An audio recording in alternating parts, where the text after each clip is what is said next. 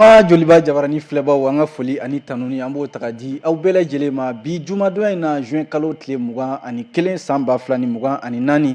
limanaw an b'o la min ye samiyɛ daminɛ ye an b'o la an bɛ dugawu kɛ samiyɛ ala ka diya Mali fantan ani 4 bɛɛ lajɛlen fɛ min ye an ka jamana in ye an bɛ dugawu kɛ halisa ala ka basigi an bɔra seliba la sisan an balimaw an bɛ dugawu kɛ seli min tɛmɛna sisan n'o ye seliba ye ala ka diya awa ala ka san caman yira an na an bɛ yafa ɲini an filɛbaw ani lamɛnbaw fɛ minnu ye seli kɛ Mali kɔnɔ ani Mali kɔ ka yafa ɲini maliden bɛɛ fɛ minnu b'an filɛ ka jira k'a fɔ an balimaw aw ka jɛmukan min bɛ sigi juma o juma nɛgɛ kanɲɛ 20 mana tɛmɛ ni sanga 30 ye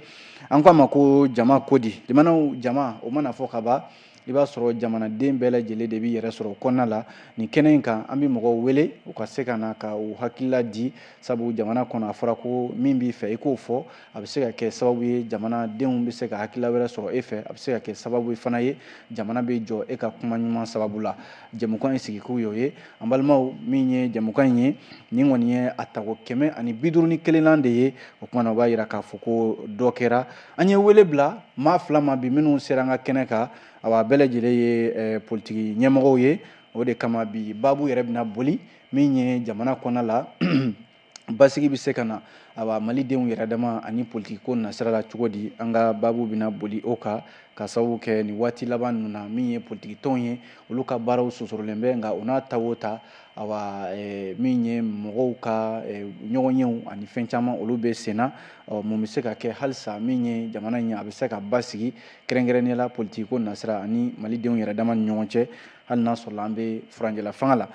an ka maa welelen fɔlɔ o ye Nuhum Jara ale ye bureau exécutif national min bɛ coalition des forces vives du Mali n'u kama ko fo VIMA o ɲɛmɔgɔ don ale b'an ka kɛnɛ kɔnɔ yan min bɛ Seydou Jawara dɔw kama ko Martin ale fana b'an ka kɛnɛ kɔnɔ parti lumière pour l'Afrique o ɲɛmɔgɔ don ani ni maa fila bɛna jɛ ka baro kɛ bi walasa aw bɛ se ka faamuya sɔrɔ jamana politiki ko taabolo la waati laban in na fɛn minnu kɛra ani Mali yɛrɛ ni jamana wɛrɛw cɛ AES kunkanko kumaw awa ka taa se jamana basigili ko ma an bɛna an da don nin bɛɛ lajɛlen la foli an b'a di aw ma Seydou Jawara Martin Nuhum Jara an b'a fɔlɔ e la i ni su kɔri baasi t'i la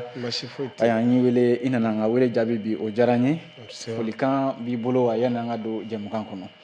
oya folikan belebele bɛ n bolo n b'a daminɛ aw minnu fɔlɔ sɔnna ka invité plateau in kan walasa hakilina min b'an fɛ Mali ko la an kana se k'o fɔ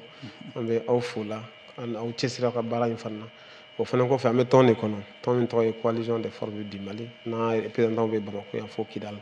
u jɛra ka danaya da ne kan san 5 kɔnɔ ka ɲɛmɔgɔya di yan donc olu tɔnden kelen kelen n'u tulo b'an na nin waati in na ka foli belebele ta ka d'u ma. Diyara n ye an b'a fɔ i bisimila Seydou Jawara Martin président i ni ɲankuma i bisimila an ka kɛnɛ kɔnɔ foli b'i bolo wa. Bon foli bɛ n bolo ye ka aw fo aw minnu tɛ sɛgɛn ka parti politiques ni association ni mouvement jamana mɔgɔ mɔgɔ da bɛ jamana ko la k'u wele ka na aw ka nin plateau in kan donc an b'aw fo aw ka o baara la n bɛ n ka tɔndenw fana fo n'o ye parti lumière ye donc an bɛ jamanaden bɛɛ lajɛlen fo minnu ye chance sɔrɔ ka émission in lajɛ ani minnu ma chance sɔrɔ k'a lajɛ. D'accord o diyara n ye awa seli kɔni tɛmɛna Nuhum seli a diyara. Seli kɛra lahalaya jumɛn na ɲinan seliba mɔgɔw ko kɛra gɛlɛya kɔnɔ kosɛbɛ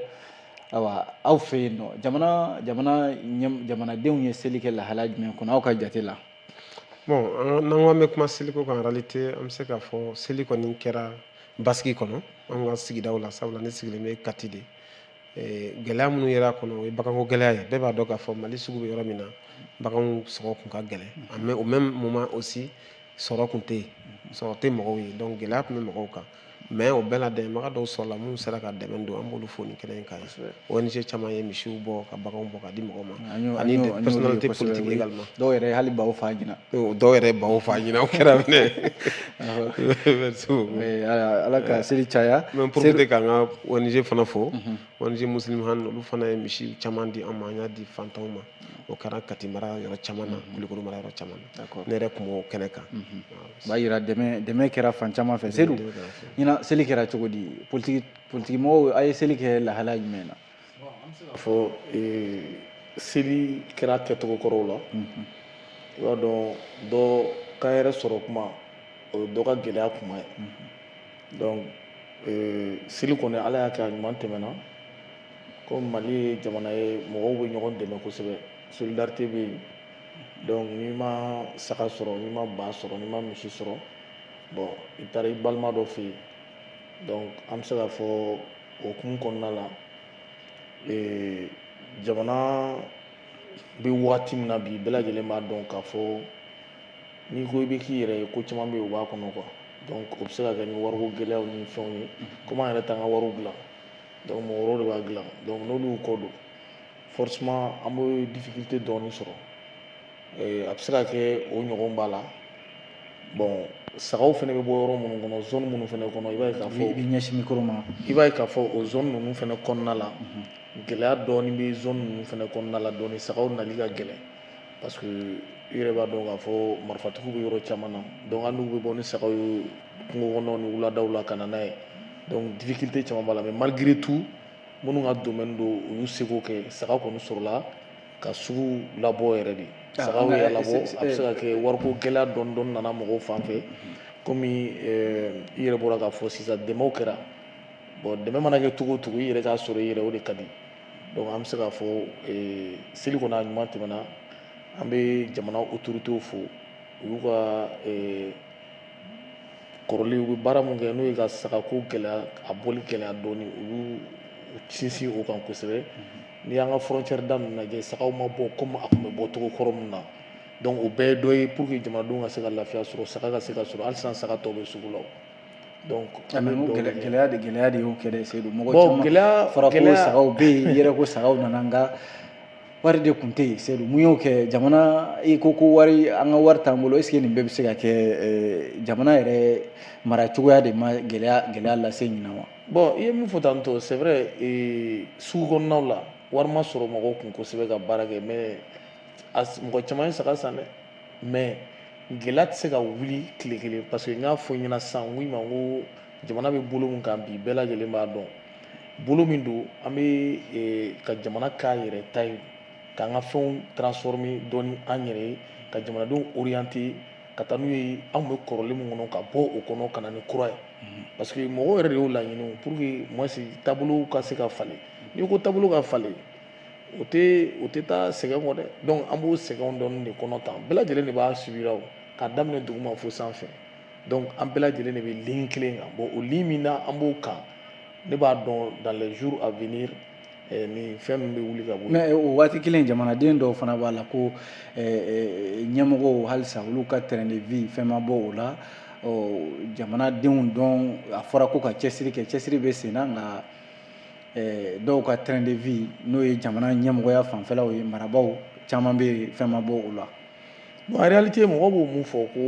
minnu bɛ ɲɛfɛ ko ka olu ka terrain de vie réduit n'o y'o réduit u laban o ye boli dɛ parce que i b'a dɔn jamana in min b'olu bolo olu u bɛ se ka u labɔ fo ka ni dɔɔnin bɔr'o la u bɛ se ka boli cogo di bon ne kɔni fɛ jamana ɲɛmɔgɔ ka sara ani baarakɛlaw ka sara fɛn man ka bɔ a la pour que an b'o fɔ i b'a dɔn jamanadenw kan ka labaara de jamanadenw ka revendication kan ka kɛ mun de ye état ka système dɔ bila en place min bɛ mɔgɔw labaara dɔn dɛmɛ ani dɔnko in an ka bɔ o kɔnɔ donc quel système il faut mettre en place pour que jamanadenw bɛ se ka sɔrɔ kɛ an kan ka kɛlɛ kɛ n'o de ye mais an bɛ kɛlɛ kɛ la ni mun ye ko ɲɛmɔgɔ ka sara ka dɔgɔya ɲɛmɔgɔ ka sara man ka dɔgɔya ɲɛmɔgɔ bɛ sara la pour que a ka hɛrɛ de d'anw ma bon an b'o hɛrɛ de demander mais ale poche kɔnɔ wari o tɛ se ka hɛrɛ d'anw ma donc o ye toujours ka taa n'anw ye delili système de kɔnɔ. mais président bɛ ka sara min ta n'a ye dɔ bɔ a la o tɛ ka hɛrɛ lase jamanadenw ma bon président n'a fɔ ji a bɛ ka ji minnu di bon président bɛ k'o mun kɛ a bɛ ka fɛn caman kɛ o président bɛ k'o mun kɛ o ye président ka vision ye mais ni ne don ne t'a kɛ tan ne t'a kɛ tan pourquoi ne bɛ fourager machine de di région bɛɛ ma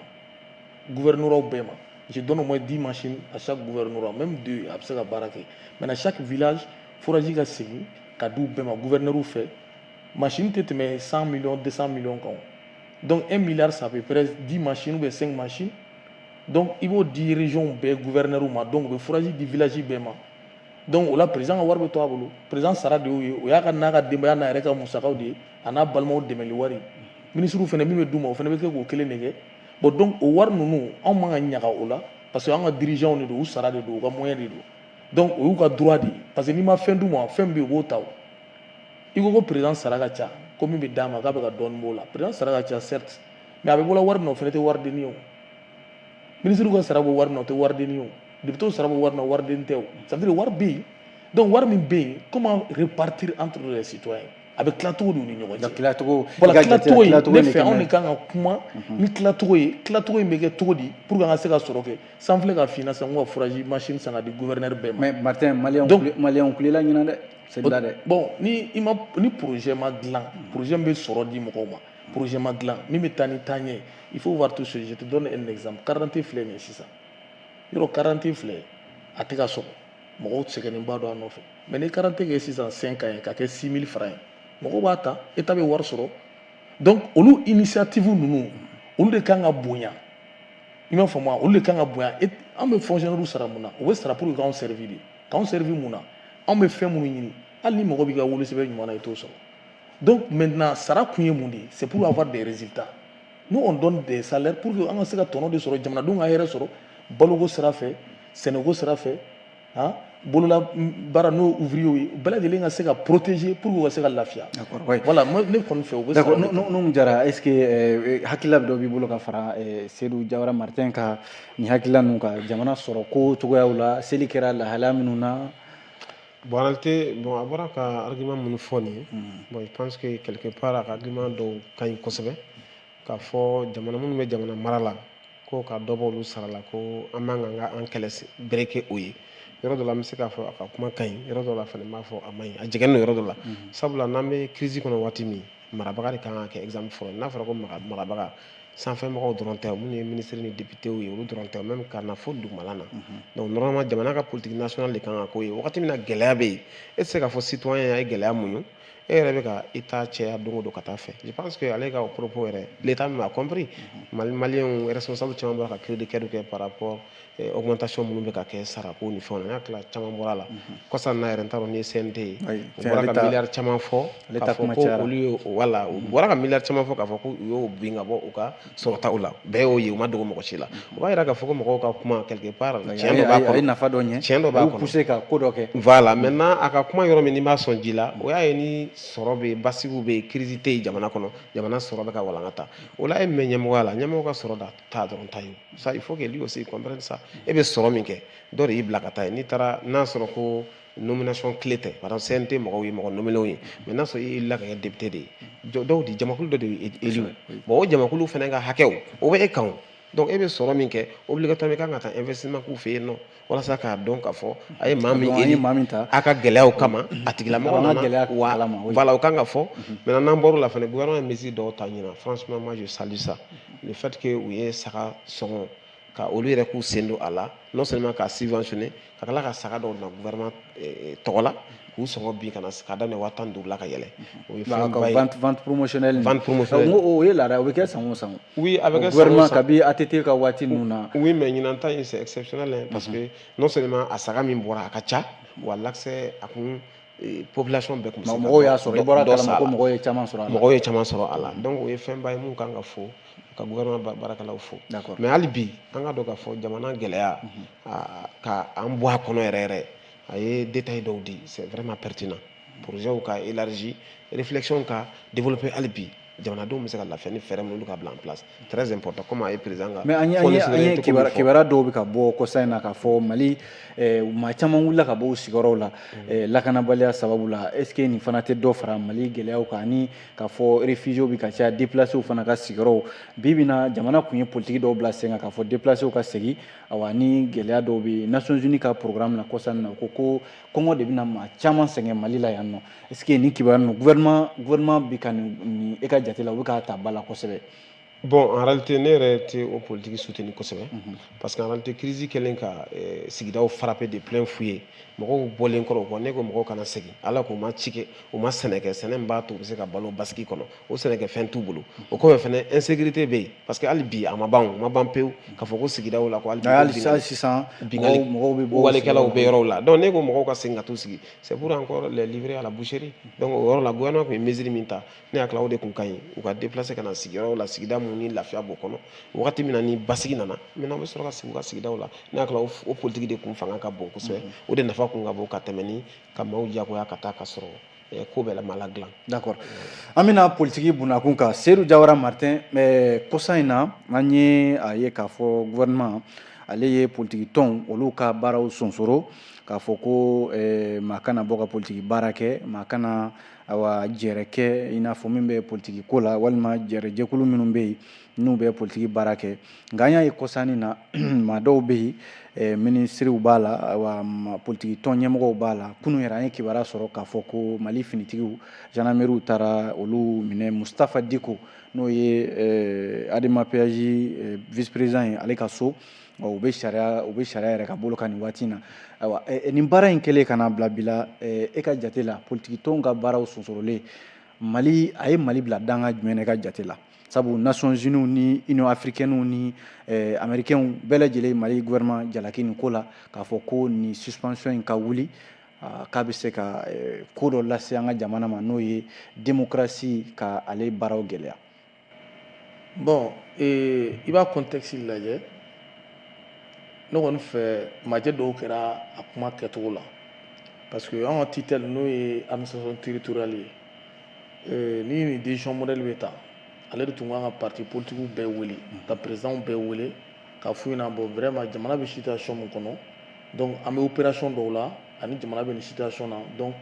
an y'a ɲini aw fɛ donc an bɛna parti politique suspendi pendant un moment après a bɛ wuli quoi ale n'anw kan k'o débat kɛ ka sigi ka kuma o kan kuma kan ka fɔ voilà an kan ka kuma ɲɔgɔnya parce que an bɛɛ de citoyen malien ye donc politique mɔgɔw ani gouvernement de transition certes c'est des militaires mais u ni civils bɛ se ka sigi ka baro kɛ parce que bɛɛ n'i ka ministère n'i ka département de don donc o kuma modèle bɛ se ka tɛmɛ ani ɲɔgɔn cɛ yanni même sanction ka na donc hali n'o ma kɛ n'a kɛra au moins n'an kan ka sigi ka compte rendu k'an ye a kɛra cause minnu ni fɛn minnu na ka fɛn dɔ f'an ɲɛna an bɛ mun faamu donc o fɛnɛ ma kɛ donc o tɛ problème ye donc i bɔra ka mun fɔ sisan parti politique suspendus donc autorités n'u kumana ni jamana ɲɛmɔgɔw kumana i kɛra maa sugu o sugu ye déjà olu de bɛ sanfɛ bi olu de bɛ fanga kunna donc il faut accepter ka i kumacogo dɔn k'i jateminɛ cogo dɔn i kan ka taa sira min fɛ i man ka taa sira min fɛ parce que an bɛ situation min kɔnɔ bi an ni diɲɛ de bɛ ɲɔgɔn na je peux dire comme ça parce que ni ko an ni diɲɛ bɛ ɲɔgɔn na parce que kɛlɛ o kɛlɛ n'a kɛra géopolitique ye n'o intérêt ko kɛlɛ don donc a b'aw kɔlɔsi aw ka kɛcogo a n'aw ka fɔcogo la sinon a b'a ka jamana coron donc politique mɔgɔw de dun fana bɛɛ y'a olu de y'a bɛɛ ye parce que pour que i ka se ka mais est-ce que an ni diɲɛ bɛ ɲɔgɔn na o kɛlɛ bɛ se ka élargi ka janya ka taa bila fo politique tɔnw k'a fɔ a y'aw jɔ olu ka baara jɔli bɛ se ka mun tiɲɛ jamana ye parce que o mɔgɔ ninnu tɛ se ka jamana sɔrɔ cogo si mais hali n'a sɔrɔla dɔw kɔkɔ dalen bɛ fanga la nka dɔw fana bɛ yen olu bɛ se ka kɛ olu bɛ ka furancɛla fanga yɛrɛ dɛmɛ donc o mɔgɔ ninnu fana filɛ nin ye u tɛ se ka jamana sɔrɔ cogo si n'u ma tɛmɛ politique fɛ n t'a dɔn n'i y'a faamu parce que pour que olu ka se ka jamana yɛrɛ déstabiliser il faut passer par la politique parce que n'i y'a mɛn ko jamana sanfɛla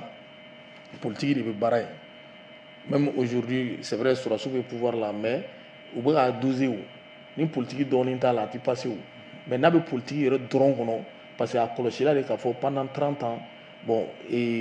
jamana marala mais il y avait des pressions extérieures donc o pression extérieure minnu tun bɛ jamana kan donc o de nana n'an ye nin situation kɔnɔna la bon donc minnu nana fanga la bi donc olu de bɛ se ka jamana récupérer bi ka bɔ nin gɛlɛya kɔnɔna la bon o de ye gouvernement de transition ye parce que peuple de y'o demandé k'a fɔ ko an bɛ waati min na situation min tun bɛ yen n'o tun ye pouvoir dɔ ye n'o tun ye IBK ka pouvoir ye k'a bɔ yen parce que k'a bɔ yen pour que u nana ye k'a fɔ Macron tun bɛ na hali Mali la a bɛ jigin Gawo da a tɛ se Bamakɔ yan donc o bɛɛ tun ye insulte de ye jamana ma Mali ye nation de ye Mali tɛ fɛn ye fɛn min i bɛ i bolo tora la ten ka tɛmɛ quoi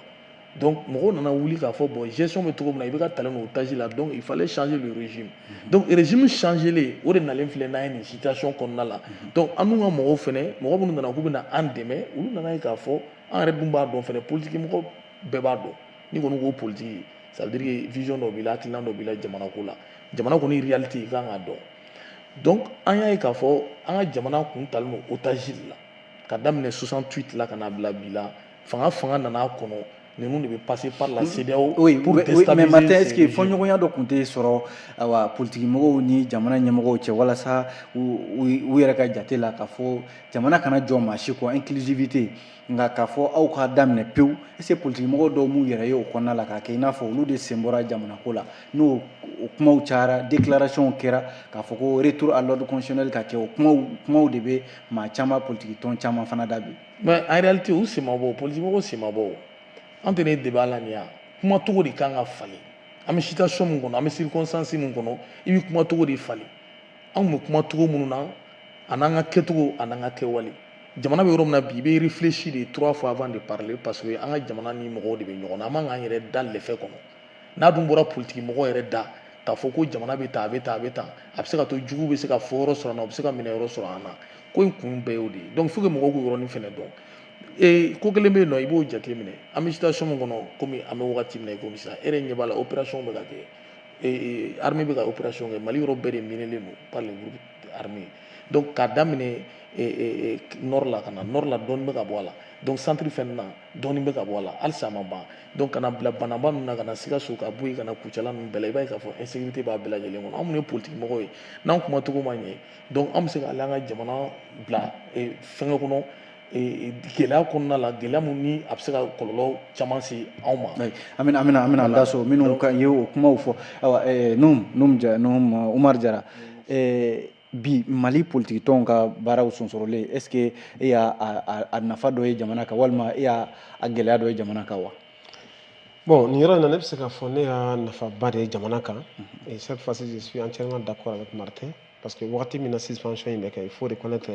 jamana bɛ ka mara ni sensibilité caman de ye parti politique ka ca association ka ca ni yɛrɛ ye décision in lajɛ fɔlɔ i kan ka faamuya ni i hakilina dɔ ye parce que on a dit suspension des activités des partis politiques et des associations à caractère politique o b'a jira k'a fɔ wagati dɔ sera mɔgɔ dɔw bɛ yen groupe caman bɛ yen u bɛ ka ɲɔgɔn contredire bɛɛ y'o ye k'a fɔ contradiction fanga tun bɛ ka bonya a tɔ kun kɛra minnu b'u yɛrɛ ye fanga dɛmɛni kɔnɔ n'olu wulila k'u bɛ activité dɔw kɛ gouvernement bɛ ban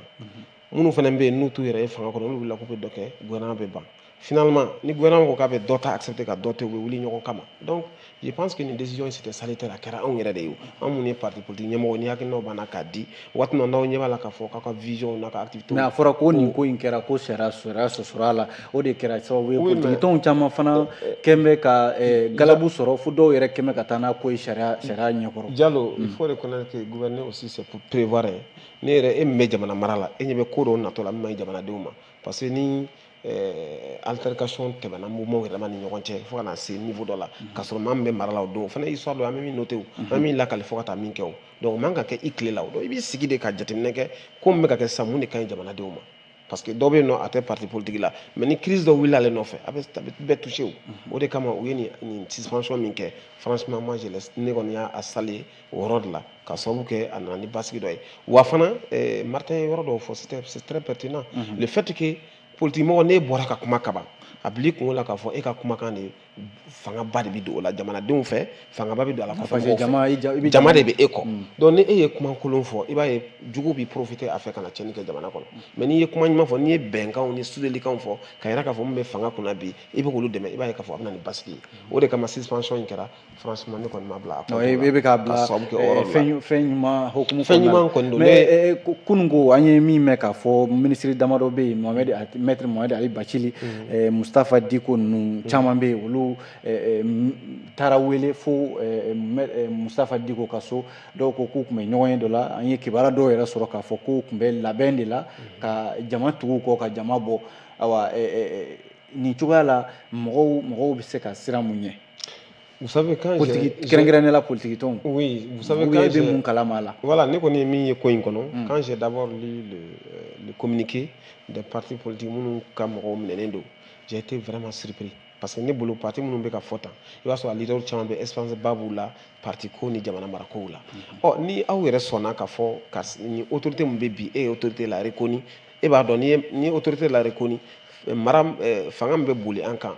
fanga bɛ bɔ olu de yɔrɔ la au même moment n'olu ye décision ta k'a fɔ an ka nin activité jɔ an jɛnna n'a ye n'an b'o reprendre ne bolo o tun ye démarche fɔlɔ min daminɛ o tun bɛ to logique kɔnɔ fo ka taa an bɔ yen o tun ye logique jumɛn de ye u y'a essayer ka gouvernement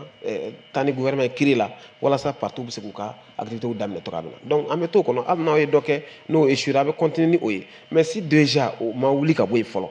décret min tara k'a fɔ ko k'a jɔ o ma wuli ka bɔ yen ni e wulila ka taa activité dɔ kɛ mun bɛ jamana marabagaw lasiran mun bɛ se ka don i ka kow la finalement a bɛ na ni ko ye hali ni maa t'a ɲini i maa ɲɔgɔn hali n'aw tɛ tɔn kelen na maa si t'a ɲini maa ɲɔgɔn ka taa kaso la. mais est-ce que nin na mɔgɔ bɛ se ka jalaki yɛrɛ bi quoi parce que ko ma bɔ kɛnɛ ma a ma bange fɔlɔ a bɛ se ka kɛ. oui mais déjà k'i dogo ka ɲɔgɔn ye kɛ déjà dans un pays frappé de plein fouet par la crise ni e dogo ka ɲɔgɔn ye kɛ i b'a dɔn mɔgɔ min bɛ fanga la kɔnɔ kɔni bɛ siran ɲɛ a bɛ jɔrɔ minɛni fana bɛɛ kun tɛ ko i taara datugu i bɛ taa sɔrɔ i bɛ taa ɲininka de réellement qu'est-ce qui s'est passé donc ni enquête y'a yira k'a fɔ fɛn tun tɛ a bɛ se ka k'u bɛ lâcher an ka deli o de ye ne b'o de fɔ mais n'u jara nin bɛ se ka taa laban mun na bi bi in na jamana politiki tɔnbaw awa est-ce que caman tɛna miiri diɲɛ ɲɛfɛ k'a fɔ Mali tɛ ka i kunda fanga wɛrɛ kan n'o ye dɔ n b'a fɔ mɔgɔw ka kuma la n'o ye jagoya fanga dictature. bon ne kɔni tɛ se an tɛ se k'o fɔ fɔlɔ ka sababu kɛ déjà jamanadenw yɛrɛ ye hali sisan Martin yɛrɛ ko sisan n'i bɛ kuma f'i k'i miiri siɲɛ naani siɲɛ saba ka voilà ne ko an tɛ se k'o fɔ yɔrɔ min na o bɛ jamana min na jamanadenw yɛrɛ lajɛ fɔlɔ bi bi in na ni gouvernement ye action kelen kɛ ni maliyɛn ye mɔgɔ miliyɔn 20 ye i bɛ taa sɔrɔ miliyɔn 19 bɛ bɔ ka tɛgɛrɛ fɔ a la donc mɔgɔw bɛ mara ni hakilina min ye n'o de ka di u ye wagati min na vraiment moi en tant que politique je les observe ne kɔni ka hakilina o ye i b'u observer ka dugawu kɛ jamana ye jamana ka bɔ gɛlɛya kɔnɔ voilà. Seydou Jawara Martin o kumana jamanaden minnu fana bɛ yen ni politiki mɔgɔw don ni minnu ye jamana bila nin cogoya la a bɛɛ ni ninnu ka hakilila ye kelen an y'a ye kɔsa in na fo dɔw ye galabu sɔrɔ k'a fɔ k'u bɛ gouvernement sigi ko furancɛla fanga transition en exil awa i bɔra kalama nin fana bɛ se ka kɛ nin bɛ faamu cogo di Mali marabaa bɛ yen dɔw ka galabu sɔrɔ k'a fɔ k'u bɛ taa sigi jamana kɔ kan k'u bɛ furancɛla fanga sigi fo ka gouvernement sigi o la ka députéw sigi o la u yɛrɛ fɛ.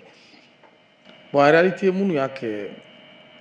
an tɛ a fɔ k'an b'u jalaki mais an bɛ se ka mun fɔ u ka ko la an bɛ se ka fɔ u ye faso janfa de parce que i tɛ se ka taa jamana kuma ta ka t'o fɔ jamana wɛrɛ kan quoi surtout déclaration fɛn n'ale b'a kɛ a b'a fɔ ko gouvernement en exil au nom du Mali donc parti politique t'ale ye association politique t'ale ye donc comme a bɛ ka kɛ kɔfɛ o b'a to jamana taabolo ni jamana sariyaw tɛ se ka a ɲangi quoi sinon n'a bɛ yan nɔ a bɛ ɲangi parce que a bɛ ka mun fɔ ɲangini yɛrɛ wulila u nɔfɛ a fɔra ko sariya bɛna wuli u nɔfɛ ka sɛgɛsɛgɛli dayɛlɛ n'o ye enquête ye. bon donc ale y'o baara mun kɛ nin ye ala gɛnni ka bɔ magistrature kɔnɔna la ni de b'o légitimer k'a fɔ ko jamana jo b'a la k'a gɛn quoi i m'a faamu parce que i togoya i kɛtogoya i ŋaniya n'i ye hali ni san 100 don i b'a yira quoi en un mot ça veut dire que laɲini minnu y'a bɔ place la k'a tɔgɔ barrer ka bɔ jamana magistrature kɔnɔna la donc nin bɛɛ lajɛlen de b'o kɔnɔ a tɛ se k'a dabila donc il va falloir qu'il continue à dénoncer à dire et puis ka jamana da lɛfɛ kɔnɔ mais Mali comme u y'a fɔ cogo min na ka tɛmɛ ko Manden bɛ Libi laban ko mais ko Manden tɛ bon quoi donc ça veut dire que an bɛ ko minnu kɔnɔ patriotisme de demanderen don bi maliyɛnw fɛ ka kɛ faso fɛ donc Mali mago b'o de la bi donc ni n k'i ma ko ka kuma avant de parler i ka réfléchir 3 fois kɔrɔ de bɛ kuma in na parce que kuma bɛ kuma la i bɛ se ka tasuma wuli jamana la n'a ye parce que jamana bɛ crise ni kɛlɛ de kɔnɔ Mali fan bɛɛ laminen don mun kama Mali intérêt Mali dugu jukɔrɔ sɔrɔ a bɛ ka ɲini jɔn kama anw c'est pourquoi quand le gouvernement de la transition a dit à un moment donné ko jamana souveraineté jamana ka intérêt ani jamana ka fɛn saba de don ani jamanadenw yɛrɛ u ka lakana n'u ka dugukolo ka minɛ ka d'u ma mɔgɔ bolo ko arrêt minɛli de don arrêt minɛli tɛ dɛ Mali ni mɔgɔw ni ɲɔgɔn cɛ de don jamana wɛrɛw ni ɲɔgɔn cɛ o de bɛ yen donc n'a b'o kɔnɔna la il faut k'aw de ka souder u b'a fɔ ko ni kogo pɛrɛnna ko basa bɛ don a fɛ donc anw man ka to kogo ka pɛrɛn fo basa ka don o kɔnɔ donc hali malgré que jamana yɛrɛ ye hali dɔw sanctionner ka bɔ yen donc i b'i muɲu de o i bɛ taa ni ta ka ko in observer k'a lajɛ parce que an bɛ libération de kɔnɔna la mɔgɔ caman bɛ yen nɔ u tɛ ka Mali kɛlɛ in dɔn dɛ kɛlɛ min don kɛlɛ girimanba de don Modibo Keyita ye kɛlɛkɛminɛ minnu san en 60 o kɛlɛkɛminɛw ɲɔgɔn kelenw de sanna sisan parce que Mali ni bɛɛ man ka jɛ Modibo ka expérience an y'o ye ka ban donc complot de kɛra pour que ka se ka o kɛ ka Modibo la humilier ka Mali la humilier ni o fédération tun nana donc il faut pas que anw minnu ye homme politique ye i ma ye n bɛna exemple kelen d'i ma Mariko kɛlen k'a fɔ en son temps ko Mali sɔrɔsiw bɛ ka exaction kɛ mais n ko tubabuw y'o ta ka taa n'o ye ONU na o tun bɛ fɛ ka Mali kɛlɛ n'o de ye c'est un homme politique c'est un homme public a ka kuma ça compte ça pèse Donc il faut que mɔgɔw ko o kuma in de jateminɛ to k'i ka réfléchir avant de parler parce que e kuma kan kana jɔ a la parce que fɛn dɔ de bɛ bolo ni jamana ye yamaruya kɛ ka kuma n'o ye parti politique ye donc o mun taara k'a di e ma donc o fɛn de ye papier o de ye papier ba ye o parce que e bɛ se ka kɛ président ye à tout moment mɔgɔ bɛ se ka kɛ président ye heure bɛɛ o ni kɔni ye parti créé ka ban k'i bɛ se ka jama convaincre k'i bɛ se ka kuma ni jama ye ça veut dire que ni président ka surun donc kuma bɛ kuma la i b'i kɔlɔsi o kuma la kosɛbɛ. kɛrɛfɛ jamana dɔw ta kɛra cogo min na mɔgɔw tun t'a dɔn k'u bɛna kɛ jamana ɲɛmɔgɔ ye. voilà i ye Diomaye Faye nacogo ye pouvoir la donc ni e tora ni tɛna fɔ ko kɔnɔsuta kan fɔ la kuma i ye responsable i kan ka jamana jɔ kuma bɛ da kuma mun yɛrɛ tɛ kuma kalama ye donc ni jamana kalifara e la o la n'i nana kungo lase jamana ma dun alors que jamanaden bɛɛ lajɛlen de bɛ e kɔfɛ n'i kɛra président dɔrɔn ça veut dire que e de ye jamanaden bɛɛ fa ye n'a fɔra ko jamanakuntigi ale de ye bɛɛ fa ye n'a wulila sɔgɔma ka kuma fɔ o de bɛ kɛ yanni su ka ko parce que état major ye ale de ye défense ye ale de ye CNT ye ale de ye ou bien assemblée ye ale de ye donc fanga force bɛɛ bɛ président de la donc n'a ye président ɲuman sɔrɔ a bɛ miiri aw ka ko la aw kanu b'a dusukun na forcément a tɛ jamana janfa donc an bɛ yɔrɔ min na i komi bi o de to ne ko kuma man ɲi ni gouvernement exil min filɛ nin ye humiliation do Mali ma walahi à chaque fois qu'ale bɛ bɔ ka gouvernement contester à chaque fois qu'ale bɛ bɔ ka kuma dɔ fɔ ko gouvernement en exil nin do jamana ma jamanaden bɛɛ kan k'a kɛlɛ parce que ale kelen tɛ se ka bɔ ka t'i sigi k'ale bɛ kuma anw bɛɛ tɔgɔ la est-ce que moi je suis d'accord non il y a combien de Maliens qui sont d'accord avec lui o man ca o c'est pourquoi n y'a fɔ il faut réfléchir avant de parler sinon i b'an na humilier i b'an na maloya donc n'i y'a lajɛ États-Unis cɛ min tun bɛ ka kuma ko jango f'aw ko Seku Tunkara bɛ kuma minnu fɔ lui n'est pas d'accord k'a b'a kɛlɛ n'a ye bon olu modèles hali n'a m'a kɛlɛ mais u bɛ se ka kuma k'a fɔ cɛ ni kuma modèles ninnu dabila e tun bɛ ka jamana dɛmɛ e bɛ ka tila ka bɔ ni kuma wɛrɛw ye donc il faut faire attention donc anw de bɛ ɲɔgɔn conseiller anw de bɛ ɲɔgɔn nadi hali i bɔra ka kuma min fɔ sisan k'a fɔ ko kunun ko mɔgɔ dɔw tun bɛ rencontre la ko dɔw arrêté ou interpellé la mais moi j'ai un ami là-dedans moi il m'a dit que lui il était parti ne ko a ma n ko non i tagara c'est vrai i ma wele i ma interpellé i ma foyi kuma bɛ kuma la a dabila kuma ɲuman fɔ dɔrɔn i bɛ gouvernement deli u k'a lajɛ u bɛ se k'u bila cogo min na mais il y a des propos on ne le dit pas parce que ni ko kɛra ka ban jamanaw k'a kana kɛ a kɛra donc i ye kuma dɔ fɔ fɛnɛ kuma kɔnɔna la k'a fɔ est ce que a bɛ na ni stabilité donc a bɛ na ni stabilité pourquoi n'u tagara n'u ɲininkara ni fɛn ma kɛ u ma fɛn fɔ u ma baara kɛ baara min bɛ se ka jamana entraver problème t'a la o parce que n'i ye kuma ninnu jateminɛ kuma minnu fɔlɔ bɔra k'a fɔ ko règlement intérieur tun bɛ yen bon donc statut ni fɛn dɔw tun b'a kɔnɔ baara min bɛna kɛ o kɔnɔ ko déjà défini tun don donc n'i y'olu dɔw kuma ninnu lajɛ k'o lamɛn i b'a ye k'a fɔ dessin dɔ tun bɛ yen dessin mun ni a bɛ se ka na ni ko dɔ ye bon donc n'i y'a lamɛn fɛnɛ a fɔra ko selimafo de tun don bon selimafo kɔnɔna fɛnɛ na i b'a lajɛ mɔgɔ minnu tun bɛ kɛnɛ kan ye donc n'i y'olu fɛnɛ ta k'u lajɛ donc en réalité olu kɛli ka ɲɔgɔn sɔrɔ c'est difficile mais an kɔni bɛ mun fɔ en tant que politique ni ko kɛra surtout a bɛ classe politique de kun kan anw politique mɔgɔ ye an bɛ mun fɔ halisa vraiment ala kana basi bɔ a la donc ala ka kɛ ko ye ko mun ni ka sɔrɔ kuma ɲumanw don jamana ka stabilité don jamana ka ɲɛtaga b'a kɔnɔna la donc u ni ɲɔgɔn cɛ c'est des intellectuels u b'a dɔn u bɛ politique dɔn wa u bɛ kuma ɲumanw dɔn donc n'u welela ka t'i ɲininka min kan ka fɔ min man ka fɔ i kan k'o dɔn donc an kɔni bɛ dugawu de kɛ halisa ala ka jamana in kisi ala ka hakili ɲuman di bɛɛ lajɛlen ma. ayiwa n'o kumana minnu bɛ jamana kɔ ka taa k'a fɔ an ma jɛ ni furancɛ la fanga ye gouvernement en exil n'a ɲɔgɔnna ninnu hakili la i y'a kibaruyaw mɛn nin bɛ se ka bila minɛn jumɛn kɔnɔ jamana ɲɛmɔgɔw bɛ se ka ninnu bila sariya de bɛ wuli u nɔfɛ walima nin bɛ taa laban mun na. ayiwa bon nin yɔrɔ kɔni na min yɛrɛ bɛ dabali b'a ko la fɔlɔ o de ye mɔgɔ min yɛrɛ y'a ɲɛmɔgɔ ye n'o ye homme de droit ye il est supposé être un grand expérimenté en la matière donc jamana mara sariyaw a bɛ sariya ni mara ni sariya minnu ye e b'olu dɔn ne tilala k'i tugu tuguni ka taa Mali 20 millions de personnes k'i bɛ taa gouvernement wɛrɛ sigi kɛnɛ ma k'o wele tuguni ko gouvernement en exil jamanadenw kɔ kan ne bolo c'est une haute trahison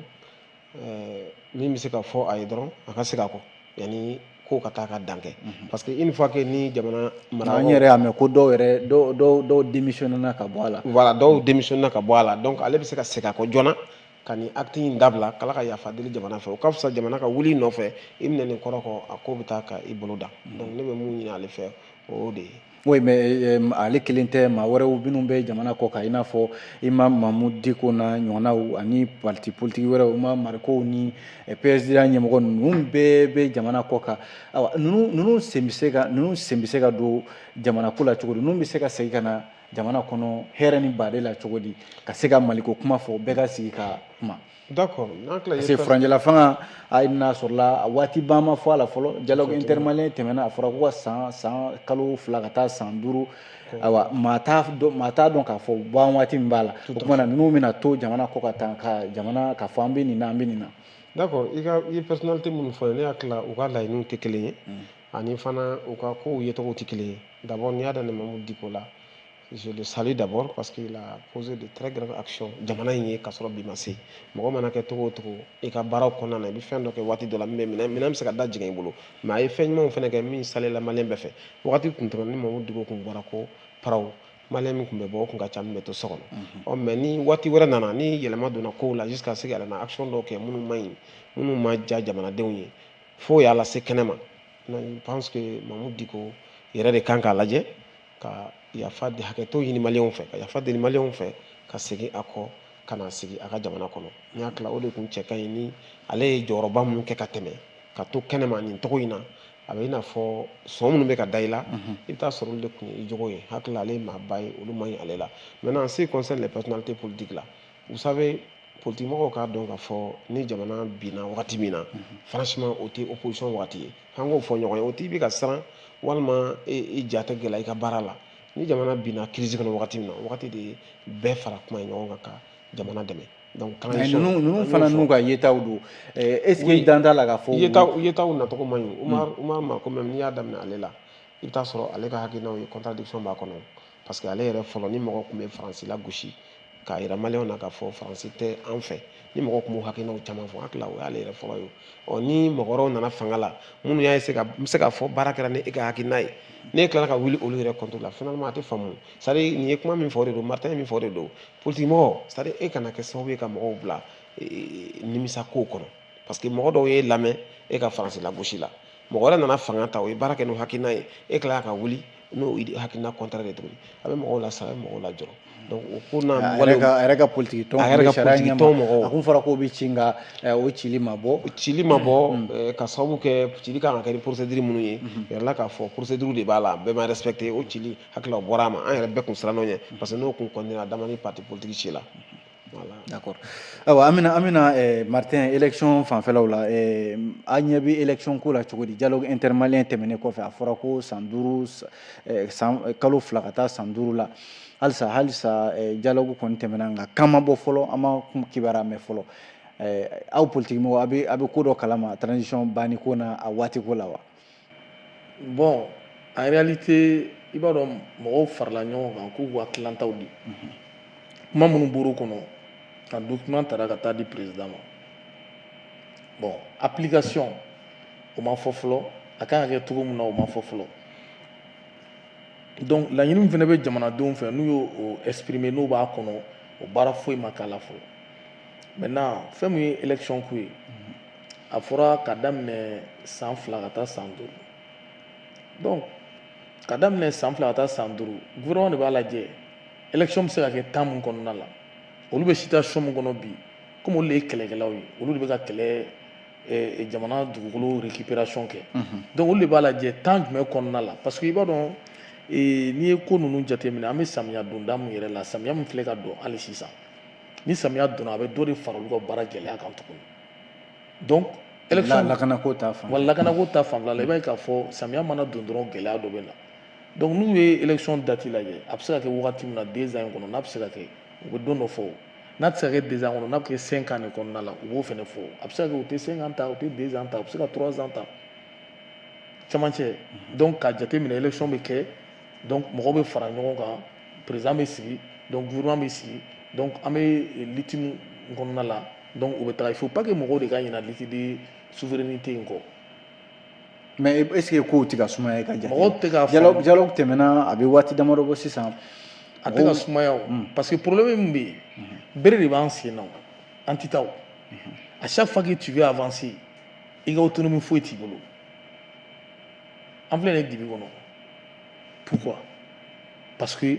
war mun ganga do carburant ina ka se ka jamana maintenir mo me ga war gla juru be molo inote donc ibe organisation fene kono ino lu fene te ko sebe donc war be bonu e dungo ki ga ki yere bo donc fin flado ibe sonu ntama ite ki yere soit ibe ki yere par la force gela kon nala donc c'est au malin de choisir. Je pense que les Maliens ont choisi yu ga choix ke ango régime ntumi o mayo gena donc régime do kana min kayni ni o régime de fleni mɔgɔ i bɛ ka bali mɔgɔ ma bɔ ka opposition kɛ ko i bɛ ka titaw bɛɛ y'u ka taa taara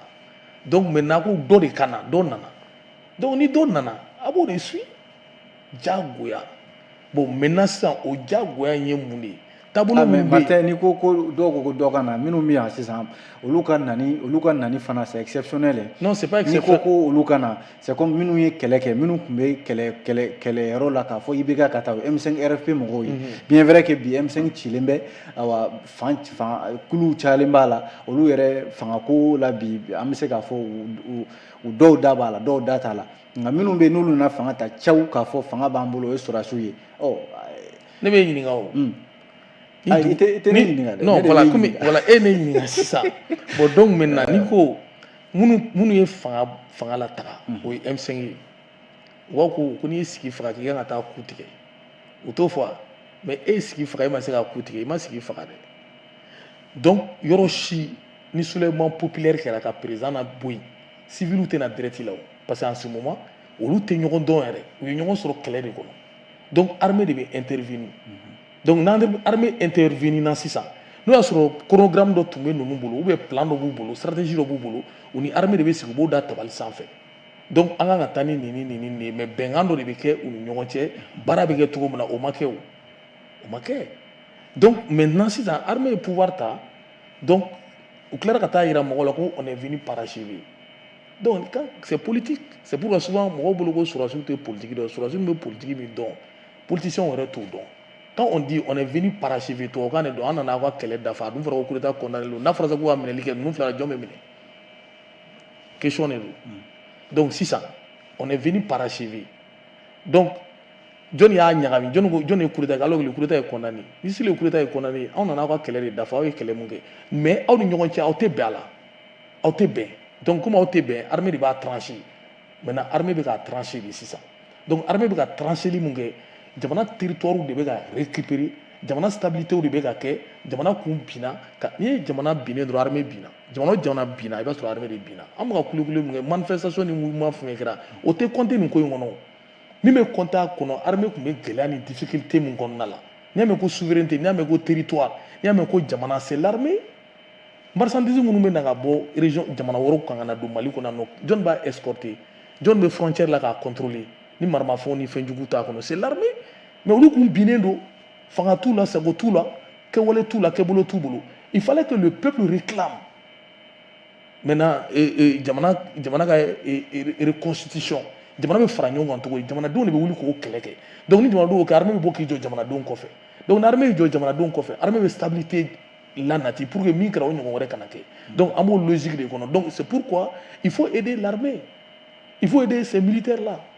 Mali tun tɛ tan o n'i ye Mali sɔrɔsi ye kungo kɔnɔ i yɛrɛ bɛ content sisan n'i ye Mali sɔrɔsi ye dugu kɔnɔ i yɛrɛ bɛ content sisan anw ta ye ko wɛrɛ de y'a kɔnɔ parce que n bɛ kuma kelen f'i ye Mali kɔnɔ population kɛlen don k'a yɛrɛ ta de population tɛ jamana bolo courant tɛ sɔrɔ ji tɛ sɔrɔ sɛnɛ Mali 20 millions d'habitants i tɛ 1000 hectares sɔrɔ ko a bɛ ka sɛnɛ nin yɔrɔ in na ko jamanadenw ka nafa b'a kɔnɔ ou bien ko karisa ye sɛnɛkɛlaba ye a bɛ nin malo bɔrɔ hakɛya la don jamana kɔnɔ hali ni mɛraw gɛlɛyara cogo cogo ale b'a di 300 ou bien 2500 i t'o fana ye jamana kɔnɔ ça veut dire fɛn tɛ yen anw bɛ fɛn dɔn a bɛ bɔ kɔfɛ alors que ni mɔgɔ miliyɔn kelen malo kilo kelen nous ça fait 400 millions 1 million de personnes ça fait 400 millions par jour donc n'i ye 2 kilos k'i k'o joli o tɛ 800 millions yan o bɛɛ bɛ taa min chinois fɛ yen alors que office b'an bolo n'i bɔra sisan k'i bɛ taa Mopti plaine baden bɛ yen plaine caman bɛ yen n'i bɔra ko kan an bɛ ka segin kɔ est-ce que maga bɛ ka kɛ olu la olu sira ninnu e dan b'a la k'a fɔ an bɛ ka segin o sira ninnu ma wa anw de kan k'o fɔ en tant que politique ne filɛ ka explication minnu di n ye moi je suis politique je suis ouvert n dusukun jɛlen don n b'a fɔ politiciens ni kan ka to k'a fɔ jamana kan ka kɛ tan de ka kan ka kɛ tan kan ka kɛ tan donc n'anw y'a fɔ sɔrɔsiw b'a ta ka noter donc u bɛ se mun na u b'o kɛ u tɛ se ka to sɔrɔsiw tɛ se ka kɛ maire ye u tɛ kɛ maire ye u tɛ kɛ député u tɛ kɛ sénateur ye donc mais an bɛ se ka mélange kɛ sɔrɔsiw bɛ yɔrɔ dɔ ta population bɛ yɔrɔ dɔ ta ne t'a fɔ ko ne t'a fɔ ko politique mɔgɔw parce que mɔgɔ bɛ se ka bɔ hali dugu kɔnɔ danaya dalen o de kan population fɛ k'o kɛ maire ye k'o kɛ député k'o kɛ sénateur ye k'o kɛ hali président ye donc maintenant sisan anw de kan ka kuma ɲuman fɔ politicien wɛrɛ donné k'i ma u kan ka réfléchir 3 fois avant de parler parce que tout ce que tu dis ça compte anw filɛ ka baro min kɛ ten mɔgɔw b'a lamɛn wa kuma bɛ taa yɔrɔ caman donc plus kuma bɛ taa kuma ɲuman bɛ nin ka kuma kɔnɔ kuma lankolon bɛ nin ka kuma kɔnɔ c'est au peuple de juger ala hakili d'a ma k'an ka réfléchir de n'an réfléchir an bɛ kuma ni ɲuman de d'a ma d'i ma kuma lankolon fɔ kama k'a dir'i ma i ka ɲuman de fɔ donc an ka ɲuman fɔ an k'an faso dilan nun halisa est ce que malidenw bɛ se ka mun bɛ se ka mun kɛ jamana in basigili ko la ka politique mɔgɔ fara jamanaden gansanw kan bon min bɛ se ka kɛ hali bi komi ale yɛrɛ ye détail caman di ka ban mais hali bi an k'a dɔn k'a fɔ n y'a fɔ i ye cogo min na kuluw ka ca bɛɛ n'i ka miiriya don mɔgɔw ka clan kɔnɔ parti bɛ sigi ni miiriya dɔ de ye miiriya in fana kɔnɔ objectif bɛ dégager a kɔnɔ hakilinaw bɛ se ka fara ɲɔgɔn kan to walasa ka jamana mara basigi kɔnɔ jamana minnu bɛ ka jamana mara bi olu fana bɛ se ka dɛmɛ cogoya min na u ye chantier ba minnu dayɛlɛ u ka se ka o laban ne hakili la o kan ka kɛ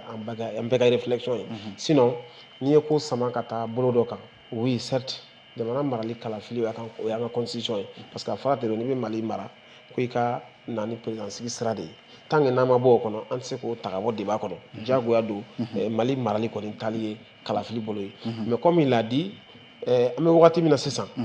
gɛlɛya dɔ de y'a to an sera nin bunakun kan i bɛ ka dɛsɛli gɛlɛya n'i fɔ i ka kuma tiɲɛ fɔ a dɛsɛra jamana kɔrɔ o dɛsɛli de nana ni dɔw bɔra kɛnɛma ka u ka hakɛw réclamer hakɛ réclamer nana ni fanga bin ye donc ni fanga binna ni mɔgɔ kura nana ni miiriya minnu ye o miiriya ninnu n'aw yɛrɛ b'a dɔn k'a fɔ o ye jamana bɔ nɔgɔ la de ne bolo an kɔni bɛɛ kan ka fara ɲɔgɔn kan k'o de soutenir donc k'o soutenir duguma ka na camancɛ la ka taa fɔ sanfɛ walasa jamana mara a ka se ka i bɔra ka i bɛ ka binni fɔ sisan jamakulu min bɔra n'o ye M5 RFP olu yɛrɛ bilama a ye mɔgɔ caman jigilatigɛ k'a fɔ munna yɛrɛ an bɔra ninnu kɔ a bilama yɛrɛ an y'a ye minnu yɛrɛ bɛ premier ministre kɔ n'olu ye kumakan fɔ k'a fɔ furancɛla fanga taabolo dɔw ma diya u ye u ka memorandum kɔnɔ n'a kɔlɔlɔ sera a dɔw yɛrɛ ma est ce que nin bɛ se ka kɛ gɛlɛya ye furancɛla fanga ɲɛmɔgɔw ni ɲɔgɔn cɛ sabu Sogɛli yɛrɛ premier ministre bɔra ka jaabi kɛ kɔsɛbɛ na ko mɔgɔ minnu minɛna ko a ma se u ka minɛ ko u ye tiɲɛ de fɔ kuma tiɲɛ de bɔra i n'a fɔ a y'a fɔ cogo min na bon n'a fɔra an ka tiɲɛ fɔ ɲɔgɔn ye tiɲɛ don M5 kɔni ye ko in tɔgɔ ta mais il faut reconnaître que M5 kelen tun ma bɔ kɛnɛma c'est-à-dire kulu min n'a ye tɔgɔ ta ko in tɔgɔ ta yɛrɛ yɛrɛ o de façon officielle o ye M5 de ye sinon jamakulu wɛrɛw caman kun bɔra minnu yɛrɛ jamakulu bɛɛ faralen ɲɔgɔn kan tɔgɔ kelen min dira ma o ye M5 mais mɔgɔ dɔw ma don M5 kɔnɔ M5 de minɛn kɔnɔ hali ni jamakulu wɛrɛ b'a kɔnɔ je suis d'accord avec ça mais mɔgɔw bɔra kɛnɛma olu ma don M5 na tile kelen o moi je prends l'exemple sur mon mouvement nous on n'a jamais adhéré an ma don M5 kɔnɔ mais ni fanga binna anw de nɔfɛ parce que j'étais élu député à Kati donc anw de bɔra k'a fɔ an ka voix namarala an ka population de bɔra k'a fɔ voix tacogo ma ɲa mankan wulila Kati fo ka kɛ ka yɔrɔ bɛɛ minɛ mais n bɛ fɛ i ka yɔrɔ min faamuya nin kɔnɔ dɔrɔn M5 ye M5 cicili min kɛra nin ye ta bɛɛ k'i ta fan ta ne bolo nin bɛɛ ye intérêt ko kɛlɛ de ye sinon ni Mali ko kɛlɛ kɔni de don farafarali in tun man ka kɛ cogo si la farafalin tun man kɛ parce que an bɛɛ ko de an ka jɛ kelen n'an ka Mali dɛmɛ ko M5 nana ko i bɛ ka dɛsɛra ka ko minnu kɛ M5 b'a fɛ k'olu lasegin jamana ka mara sira jɛlen kan donc o kɔnɔna na est ce que ani minnu bɛ ka déclaration kɛ ɲɔgɔn fɛ 31 décembre justement olu ka déclaration est ce que maa bɛ se ka n'olu sanga k'a fɔ bi jɛko ɲuman sini farako franchement an bɛ se k'o de fɔ parce que ko daminɛ na kumaw kun ka ɲi communiqué numéro caman kalanna bɛɛ tun bɛ tɛgɛrɛ ni fɛnw fɔ mais a nana se jɔyɔrɔ ko ni fɛnw ma farafaraliw nana donc il faut reconnaître que Mali de ma bila sanfɛ sinon ni Mali kun bilala sanfɛ hakili la an kun tɛ se nin yɔrɔ o kumana a ko dun bɛ dilan cogo di hali ni fanga bɛ sɔrɔ dilancogo wɛrɛ t'a la o minnu ye filiw kɛ c'est à dire comme président premier ministre yɛrɛ kumana cogoya min na minnu ye filiw kɛ mɔgɔw ka segin kɔ e ye nin erreur k'i ka kulu kɔnɔ nin fana ni fili k'i ka kulu kɔnɔ nin ye nin ta k'i ka kulu kɔnɔ hakilinaw bɛ se ka fara ɲɔgɔn kan cogo jumɛn na walasa an ka segin Mali ko ma an ka yɛrɛ ko bɔ a kɔnɔ ni yɛrɛ ko bɔra a kɔnɔ dɔrɔn ne hakili la an bɛ se ka avancer voilà autour de la transition. Awa Martin n'an nana lakana ko kibaruya la bi an b'a ye k'a fɔ Mali ni jamana fila farala ɲɔgɔn kan fo ka na wolo Alliance des États du Sahel la bi bi in na Mali ni Burkina yɛrɛ farala ɲɔgɔn kan an ye kibaruya dɔw mɛn k'a fɔ Mali kɛlɛcɛw taara Burkina awa e bɛ mun kalama ko la AES ko yɛrɛ a bɛ dangan jumɛn na bi. Bon n'i ko ko an ka kuma AES kan, AES ye hakilina min ye hakilina ɲuman don parce que AES la tiɲɛ b'a kɔnɔ ni dun ye CEDEAO lajɛ n'a fɔra ko bin kɛra jamana dɔ kan k'u ka sɔrɔsiw bila ka na i kun b'u ye munumunu ni yɔli de la pour mɔgɔ dɔ de ka minɛn d'u ma mɔgɔ dɔ de ka wari d'u ma sinon u tɛ se ka bouger donc alors que AES bɛ yɔrɔ min na komi bi n'i magara AES jamana kelen na bi i b'a ye d'emblée u saba bɛ sin ka mobiliser ka fara ɲɔgɔn kan n'u yɛrɛ ka propre fonds ye n'u yɛrɛ ka propre moyen ye et puis u manipulelen tɛ donc o de ye AES nafa fɔlɔ ye AES nafa filanan a tɛ se ka sɔrɔ sisan an bɛ tagara dɔɔni dɔɔni de mɔgɔw ka don ɲɔgɔn na fɔlɔ ka don ɲɔgɔn na ka ɲɔgɔn kanu ka ɲɔgɔn tin don ɲɔgɔn na donc o baara min n'o bɛ sen na dɔɔni dɔɔni de don parce que i bɛ se ka don ko la a b'a daminɛ donc d'emblée i b'a ye mɔgɔ dɔ b'a. O bɛ se ka kɛ Mali ka sɔrɔsiw minnu bilala ka taa Burkina Faso ni n'a kuma n'i bɛ se ka sɛmɛntiya o bɛ se ka kɛ o daminɛ ye k'a fɔ an ka don ɲɔgɔn na an ka ɲɔgɔn faamuya.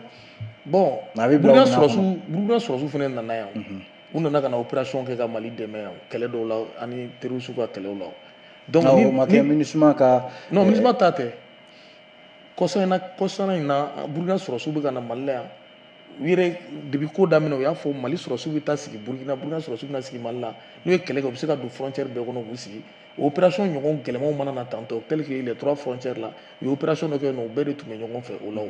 donc maintenant ni i bɛ demande kɛ bi k'a fɔ ko il a besoin de renfort Mali ka taa dɛmɛ forcément Mali bɛ taa parce que n'aw bɛ ɲɔgɔn bolo AES initiative bɔra olu cɛ saba de la donc n'a ma ɲɛ k'a bɔra olu cɛ saba la ni difficulté bɛ dɔ la dɔ in bɛ t'o dɛmɛ o de bɛ bɛn fɔ o de bɛ kɛlɛya fɔ o de bɛ a fɔ aw ka vision ye mun ye a bɛ fɛ ka mun sabati dans les jours à venir bon o bɛ ɲɛ mɔgɔw bɛ mun faamu hali CEDEAO mun filɛ nin ye n ko mɔgɔ minnu ye coup d'état kɛ 68 ninnu kɔnɔ ka jigin n k'olu de ye CEDEAO sigi u ye CEDEAO sigi ni jɔn u ye CEDEAO sigi ni tubabuw ninnu de ka plan ye o de to ne bɛ mana mɔgɔ ye b'a fɔ ko Mali yɛrɛ tun bɛ CEDEAO sigi la on est fier avec ça non non non CEDEAO tun t'an ka fɛn dilannen mɔgɔ Faransi ye minnu bila ka coup d'état kɛ olu de ye CEDEAO dilan donc c'était pour que ka se ka an maintenir système kɔrɔ kɔnɔ donc hali n'i y'a lajɛ sisan Sénégal filɛ nin ye sisan a fɔra k'u bɛ taa Faransi ta k'a ka n'u ka frontière sécuriser Sénégal tile kelen ma kɛ an fɛ en 68 u ye mun de k'an na en 60 u ye mun de k'an na fédération kɔnɔna la u ye Modibo minɛ k'a humilier donc alors que ni Mali tun ko k'a bɛ fédération Mali tun kan ka taa kɛ ni laginɛ de ye parce que an n'olu de ka surun ɲɔgɔn na ni Sénégal ye balimaya ni sinjiya ni kan na anw de ka surun ɲɔgɔn na mais anw taara kɛ n'o ye u y'an humilier donc c'est pourquoi an kana jigi da kan yɛrɛ k'a fɔ k'an n'olu bɛ se ka fara ɲɔgɔn kan donc an bɛ mun kɛ o ye k'a fɔ an ka territoire limite ye yɔrɔ min na an b'olu de minɛ donc n'an bɛ minɛ don min na fɛnɛ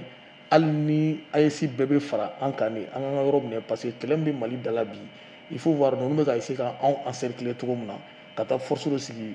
Sénégal ka taa dɔ sigi Côte d'Ivoire ka taa dɔ sigi Bénin donc a laɲini ye mun ye Bénin ni Niger ka surun Sénégal ni anw ka surun Côte d'Ivoire o ni Burkina ka surun komi ani Mali ka surun. olu bɛ se k'an lasɔrɔ cogo di u b'u to jamana wɛrɛ la olu b'an lasɔrɔ cogo di. bon ils ont leur stratégie kɛlɛ tɛ yan kɛlɛ bɛ yɔrɔ min na sisan k'i to continent dɔ ka dɔ bon o de tɛ yan donc maintenant minɛnjugu b'u bɛɛ bolo donc il faut pas que anw de ka sɔn ka bin u ka jeu kɔnɔ ka na anw ka terre kɛ kɛlɛkɛ terre ye parce que le Sahel là c'est grand donc olu bɛ mun ɲini bi kɛlɛ kana kɛ anw ka Sahel kɔnɔ yan donc u ka n'u ka missile n'u ka roquettes essayer anw na yan donc o de ye laɲini yɛrɛ yɛrɛ o mais cɛ o cɛ kɔni ni kisɛ kɔni bɔra i ka jamana kɔnɔ ka bin Mali kɔnɔ i kɔni b'a dɔn k'a fɔ kɔni retour bɛ yen o la o forcément donc Niger siran o de ɲɛ au début wagati min na Bazoum bɛ coup d'état k'a yɛrɛ la ka fanga ta k'a di sɔrɔsiw ma pourquoi parce que Bazoum y'a fɔ k'a ka sɔrɔsiw tɛ se terroristes la donc n'i y'o fɔ i ni jɔn bɛ ɲɔgɔn na n'i ka sɔrɔsiw de bɛ ɲɔgɔn na donc Faransi tilala k'a yira comme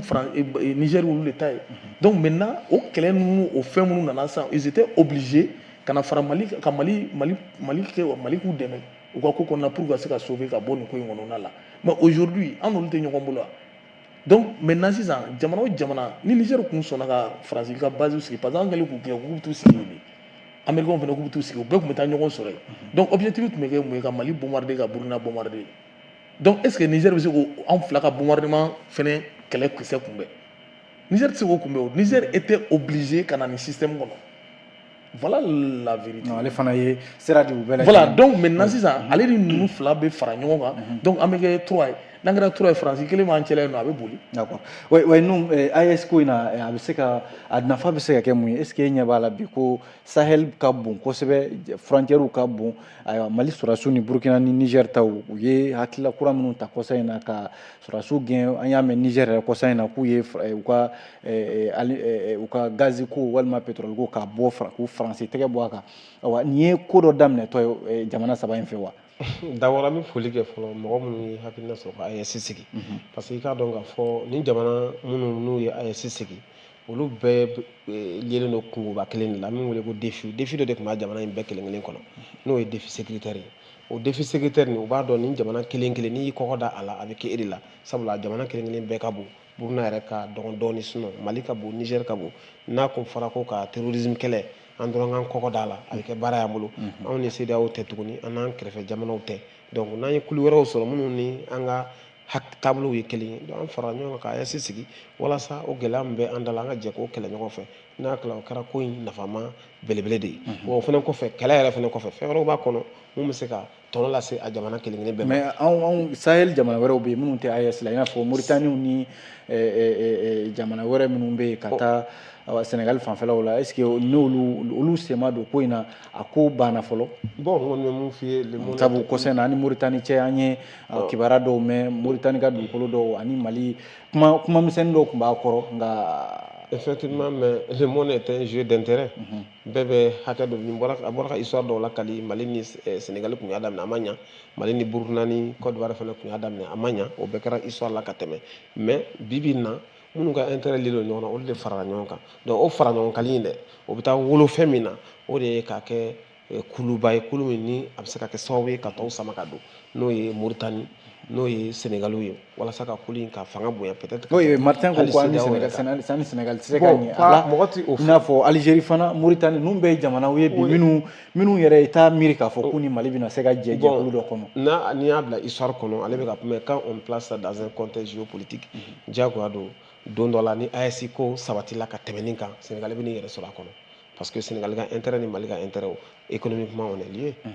Sénégal dun fana ɲɛ b'a la k'a fɔ ni AES jamanaw bonyana ale bɛna kɛ jamana fitinin ye minnu ni an bɛna engloutir économiquement donc o yɔrɔ la a bɛna obligé k'i bolo sama Mali nɔfɛ o de kama u ka président y'a ka tournéw kɛ ka tila ka segin ka na Mali la o bien vrai que Mali ye coup d'état jamana ye an bɛ yɔrɔ min na coup d'état de nana du k'an ka jamana mara mais ale élira démocratiquement a m'o ye o an y'a dɔn k'a fɔ taale ɲɛfɛ anw fɔlɔ de taara a fɛ yen peut-être que a bɛ waleɲuman dɔn na o yɔrɔ tɛ c'est stratégique taale ɲɛfɛ a b'a dɔn k'a fɔ ko bɛ taa cogo min na ni AES sabatira ka tɛmɛ nin kan Sénégal yɛrɛ bɛ i bolo sama parce que mɔgɔ wɛrɛw bɛ CEDEAO kɔnɔ minnu ɲɛ bɛ AES la donc ni AES réussira ka tɛmɛ nin kan sira t'a la a bɛ se ka kɛ Sénégal confédération ko kuma yɛrɛ kun fɔra o bɛɛ bɛ se k'i yɛrɛ sɔrɔ a kɔnɔ bon i bɔra ka yɔrɔ dɔ fɛnɛ fɔ i bɔra ka kuma Mauritanie Mali ka kow kan i b'a dɔn k'a fɔ o tɛ bi la ko ye waati jan kabini Musa Tarawele tilew la ka na mankan misɛnnin kun tɛ ban Mali ni Mauritanie cɛ ni dugu misɛnnin ko kumaw kun bɛ fɔ kuma bɛɛ Mali yɔrɔ dɔw bɛ yen Mauritanie fɛ halisa o ma minɛ donc an bɔra ka mɛn k'a fɔ ko o yɔrɔ minnu récupéré la je pense que c'est salutaire Mali population min bɛ yen ni dan bɛ kara la kuma bɛɛ Mauritanie fɛ parce que Mauritanie b'a dɔn k'a fɔ u ka culture n'u ka taabolo o si tɛ Mauritanie jamana taabolo ye Mali de don mais Mali tun ma se k'a minɛ ni Mali y'a sɔrɔ hakili la o ye koba de ye mun bɛ lafiya di o sigidala mɔgɔw ma. d'accord oui Martin i bɛ fɛ ka mun fɔ o yɔrɔ la an ka kuma di joona an ka minnu bɛ n'an bɛ fɛ ka mun fɔ kuma yɔrɔ la ne ye Sénégal ta mun fɔ tan ko adamaden hakili de ye mɔgɔ ye i b'a dɔn bɛɛ tɛ ko dɔw ye quoi mais dɔw bɛ se k'a ye i mana ko dogo cogo hakili dɔ b'a la bɔ quoi n k'i ma sisan n ka kuma kɔnɔna la Mali ni Sénégal fédération wagati la donc u y'a essayé ka na ni Moribo ye o terrain kan k'a fɔ u bɛ présidence di Moribo ma ka tila ka Moribo minɛ c'était juste ka se ka Mali bɔ a ka objectif kɔgɔji ko kan ou bien k'a ka objectif a ka dugukolo ninnu minɛli ko kan parce que au temps kɔnɔna la Moribo déstabilisera politiquement donc Moribo ye minɛnw san maintenant au temps kɔnɔna la Mauritanie a installé Mali territoire ninnu kan Mali dugukolo ninnu kan donc Mauritanie kɛlen k'i installé Mali dugukolo kan donc Moribo ye minɛn san mun kama en 60 dugukolo ko de don ani mɔgɔ minnu bɛ yen nɔ n'u t'u sigi an ka dugukolo kan entre temps u tila ka rébellion fana sigi an ka nord la pour que ka se k'olu fana bila ka dugu yɛrɛ minɛ tuguni donc Mauritaniens bɛ ka avancer fɔlɔ la ni ne y'a f'i ɲɛna ko Mauritanie de tun b'a hali a essayer k'anw menacer e bɛ dɔ la waati dɔ la ne nara kɛ dɔnu bamanciw ka wale jugu dɔw b'a kɛ u tu an b'a fɔ a bɛ mɛn k'u taara b'an jigi sigi Moritani de la donc o kun ye mun ye parce que n'i y'a lajɛ stratégiquement tubabuw jigi kun ye Moritani u jigi ye Algérie donc maintenant n'u nana Mali ressource bɔ u bɔ n'a ye da jumɛn u bɔ n'a ye nin dugu fila de fɛ parce que dugu wɛrɛ t'u bolo ka bɔ min ka surun joona ni ninnu fila tɛ donc u bɛ ninnu fila renforcer i ye terrorisme daminɛna fo ka taa se nin bi ma i tɛ Moritani attaquer mɛn o donc munna olu tɛ kɛ voilà donc maintenant an bɛ kɛlɛ min kɔnɔ bi fo malidenw k'a dɔn k'a fɔ dugukolo kɛlɛ de bɛ yen politique ko tɛ yen donc an bɛ dumuni sɔrɔ cogo di donc bɛɛ b'i débrouiller yan'an ka bɔ nin kɛlɛ kɔnɔ fɔlɔ an ka territoire récupérer fɔlɔ k'o k'an ta ye k'an ka danw dɔn k'an ka borniw bɛɛ don l'autre jour n t'a dɔn n'i y'a ye cɛkɔrɔba ye kasi la a ko Gogi Moritani Gogi Mali k'a bɛɛ ye Mali de ye mais Moritaniw y'olu gɛn ka bɔ Gogi dɔ in na mais armée taara donna ka drapeau turu a kan ka tila ka yɛlɛ yiri la ka drapeau siri donc o mun bɛ ka kɛ o tɛ mɔgɔw fa o kan ka mɔgɔw fa de parce que politique mɔgɔ anw t'a dɔn n'i y'a mɛn ko jamana c'est l'armée mais mɔgɔ caman t'o dɔn jamana ye armée de pourquoi territoire fan bɛɛ armée de b'a bɛɛ sillonner ni garde tɛ yɔrɔ min na polisi bɛ yen ni polisi tɛ yen préfet bɛ yen ni préfet tɛ yen gendarme bɛ yen donc olu bɛ dugukolo yɔrɔ bɛɛ dɔn jumɛn ye jamana ta ye jumɛn tɛ jamana ta ye prytanée militaire filɛ mun bɛ kalan ye jamana territoire bɛ kalan a kɔnɔ i bɛ école de guerre kɛ mun de bɛ kalan ye jamana territoire de bɛ kalan a kɔnɔ jamana taabolo de bɛ kalan a kɔnɔ a jiw n'a plaines n'a collines n'a a bɛ jigin côte la a bɛ yɛlɛ kulu la o bɛɛ de bɛ kalan donc anw t'o dɔn an policiers t'o dɔn anw t'o dɔn a dun kan k'o dɔn dɛ donc parce que pourquoi an t'o dɔn pourquoi ne b'o f'i ye parce que an ka histoire n'an ka géographie la école la u y'o yɔrɔ ninnu effacer ka bɔ histoire kɔnɔ an tɛ Mali kalan yɔrɔ in na moi je pense que je suis interpellé en tant que professeur n'a tilala sisan awɔ ne bɛ fɛ ka nin yɔrɔnin fɔ en tant que professeur d'histoire géo n'a fɔra ko Mali tɛ kalan c'est très grave Mali bɛ kalan Mali bɛ programme na spécialement terminale la bac géographie a b'a la wa Afrique yɛrɛ généralité fɛnɛ kɔnɔ i bɛ taa don Mali kelen in kɔnɔ donc Mali jukɔrɔ nafolo kɛrɛnkɛrɛnnenya b'an bolo sinsin anw professeur d'histoire géo Kidali ka nafolo minnu b'a jukɔrɔ les gisements naturels fɛn fɛn b'a jukɔrɔ a bɛɛ bɛ walawala ka carte bɔ ka yira denmisɛnninw na sauf que o bɛ kɛ waati min na peut-être o b'a sɔrɔ denmisɛnnin ka niveau ma bonya maintenant minnu bɛ t'u spécialiser sanfɛ olu de bɛ se k'a dɔn k'a dama tɛmɛ sinon dugumakalan na ka daminɛ 9e na ka taa bila fo terminale la an ka dugu jukɔrɔla Mali bɛ kalan Mali bɛ kalan non non je vais lui répondre ne de ko Mali tɛ kalan a filɛ k'a fɔ ko Mali bɛ kalan Mali y'a ka indépendance ta en 60 o de tɛ yan Mali bɛ kalan mais Mali ressource kalan kun ye mun ye an ka ressource bɔ nɔ kalan kun y'o de ye peut-être o ye fɛɛrɛ o ye politicien jɔ tɛ fɛ ale bɛ ka min fɔ Mali de 1960 à nos jours o yɛrɛ y'a dama chapitre yɛrɛ ye sisan i filɛ ka mun fɔ Mali de 1960 ala mɛrɛ o yɛrɛ y'a dama leçon yɛrɛ ala mɛ sa n bɛ ka yɔrɔ dɔ de fɔ n bɛ ka yɔrɔ dɔ de fɔ jamana ni fɛn b'a kɔnɔ a bɛ exploiter de ka jamanadenw la ɲini n'a ye exploitation ale ko ko jamana marabagaw ta de ye mais kalan kɔni i b'a ko marabagaw exploitation ye marabagaw ta ye i ko marabagaw ta don donc ni marabagaw ta don c'est à dire olu de bɛ fɛɛrɛ ɲini donc Diallo ne bɛna kuma kelen ne bɛna kuma kelen f'i ɲɛna a m'a fɔ sa ko Kidali ko ressource caman bɛ Kidali la i m'o de fɔ wa hali carré kɔnɔ mɔgɔw b'o mɛn ko ressource bɛ Kidali mais ressource bɛ Kidali i bolo tɛ d'a kan mun na bon maintenant sisan k'a sɔrɔ an tɛ nin bɔ kalanna sanuko an tun b'o mɛn Keɲeba fanfɛla la an b'o sanuko mɛn mais a exploitation pourquoi pourquoi jamana ta tɛ ni ko Mali tɛ kalan an ka tabiya n'an ka taabolo Mali jamana kana kalan o kalanbaliya de bɛ se ka nin bɛɛ tila an na wa o de do kɛ n'aw kalan nin bɛ yen nɔ a tɛ mɔgɔw former olu k'o kalan olu k'o baara kɛ jamana bɛ kalan Mali territoire bɛ kalan a bɛ fɔ ko nin bɛ Mali la superficie di Mali bɛ ta a bɛ ta mais est ce que o ye fɛn bɔ Mali an mago bɛ fɛn min na o ye fɛn b'o la Martin Mali na kalan a mana kɛ cogo cogo an bɛ dɔ kalan ni kalan fɛnɛ kan ka tɔnɔ sɔrɔ a la sa diɲɛ fɛn Martin est ce que a ye fɛn bɔ an mago bɛ min na an mago bɛ min na ressource naturelle ka kan ta ye awa an ka se ka nafa sɔrɔ jamana kɔnɔ est ce que Mali kalan o kalandenw fɛ a ye fɛn bɔ nin bɛɛ la wa a ma sɔrɔ o de tun ni ko an t'a kalan ni fɛn kalan n'a bɛ yen i b'a bɔ a fɔ Martin ye dɔrɔn ko mun de nana ni code minier ye le code minier là, c'est parce que des gens ont étudié le Mali, les territoires maliens, quand document bois, ni code minier glanan, Mali c'est qui a sur la toile. Maintenant, l'application de cette politique là, c'est qui? C'est les gouvernants, c'est les maîtres du jour. Moi, je me fais la domi. Et bah, il y a des gens qui ont fait Kidal, avec Ségou, avec Kayi. Au rond, il y a des politiques en place. Comment faire que au lieu de ressources nous avons besoin de donc on a fait cela là. Au maître du jour qui a baradi. Mais dire qu'il y a des calans. Non, mon affaire, ma claire. Ne ko fait ni femme kalana o jabi ga ngai parce que des années et kalana histoire jour là ça min bi ro e ba be ro donc jamana ga nga exploiter tout mun na donc o mo fene kan glan ima ko des politique ya o de manga ke pour que mo ga na fa sura kuma peut-être que c'est pas un peu bien voilà ma se ga fo ga nyeri quoi ne ka kuma mu ni femme be a jabi kan so quoi ni femme ni jamana do yi mun don ka kalan wa se ka o résultat ka ye quoi voilà sinon até quoi femme be no na be até soro o be non nafa to oui bon donc ne ka kuma me soit aw ye mun fo o te mais a kuma na papier sebe ga dama ga be bati non ali code minier ko na be mali code minier ko abora ka mi fo sisan code minier ko la wa soro a fo ko mali ga oui mali ga nafa chama femme be no atono ga soro ne ta ori MPC égal j'ai compris voilà awa wati an tan tege ma ko sebe amina laje nan sira ka mo damaro soro ne ga juru sira la aminu bi se ka hakilla di aw ma walma minu bi se ka do fara aw ko kuma ka walma ka ngali ke kuma na ne ga juru sira be aw ka blala 65 50 50 bioro and duru biduru o yanga negajuru soro siraye minnu be kan la sisan ka okulaji ka fo abika joliba TV news laje walma abika radio joliba lame ani ambe jama kodi jamukan ale de kene ka bi minye babu ye o ye Mali politiki baraw be se ka sabati cogo mina ni basigi be se ka na Mali kono cogo mina allo ansu balmake Ansu e ban wele ka bo mi to ni jamu awo jolibadu bien Bokar Welegem Misra bismillah Welegem oui Bokar Welegem bismillah en klobilaw ibi bo télé de krefe bi kuma téléphone la bon nyaka débat ci quoi awo mbodeli mon bi débat là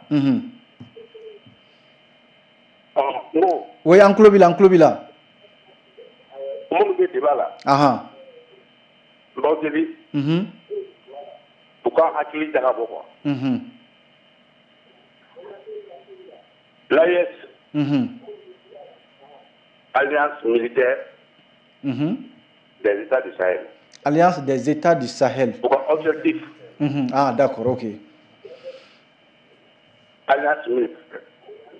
Oui, Welegem en Klobila, oui. Pourquoi pas aimer si le Mali est envahi par des personnages, par des étrangers, à qui là AS Israël. Bon, c'est ça. Alors, ça va faire quoi Ni qui a Burkina. Moi, tu vas y la coup d'État. Là, tu la coup d'État. Est-ce que Mali dit c'est comme Europe là t'as Burkina dans son coup d'État. C'est la question pour là, ce Mali dit c'est comme Europe là t'as Burkina coup d'État assis. Est-ce que AES va ta mission donc, à la alliance de trois chefs d'État. Là, alliance militaire, à sens bien quoi. À Mumbai, c'est lutter contre des étrangers offensifs, c'est lutter contre les djihadistes, c'est amener la paix dans le Sahel. Mais un pays souverain qui décide de faire un coup d'État dans son pays, est-ce que Mali Bissega dans son capital à présent moi c'est à carré bon quoi. D'accord, Bini Djabi. D'accord, ambi fo. Welegem, ambi misraka befo. Nega saba ka blala 65 50 50 bioron duru biduru jama ko di ambale jamu kan keneka mali bɛ se ka basigi politique ko nasira la cogo min na an bɛ ka baabu kɛ o de kan allo allo allo an b'an ce balimakɛ i b'an wele ka bɔ min oui i bɛ kuma téléphone na an bɛ ɲɔgɔn faamu ahan o tɛmɛna an b'i lamɛn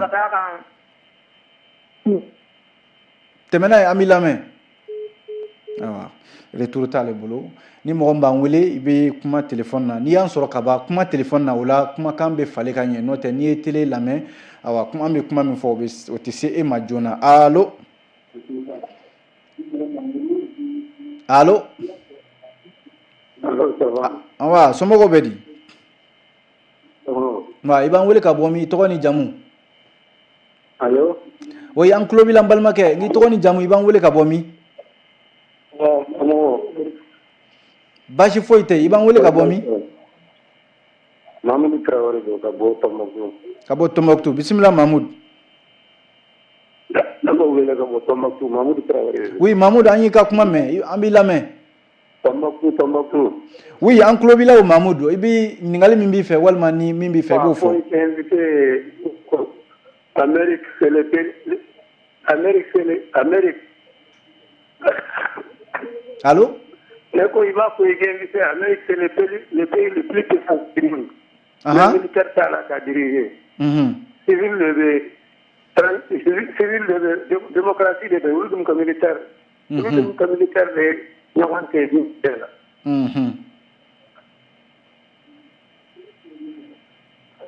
oui Mamadou an tulo b'i la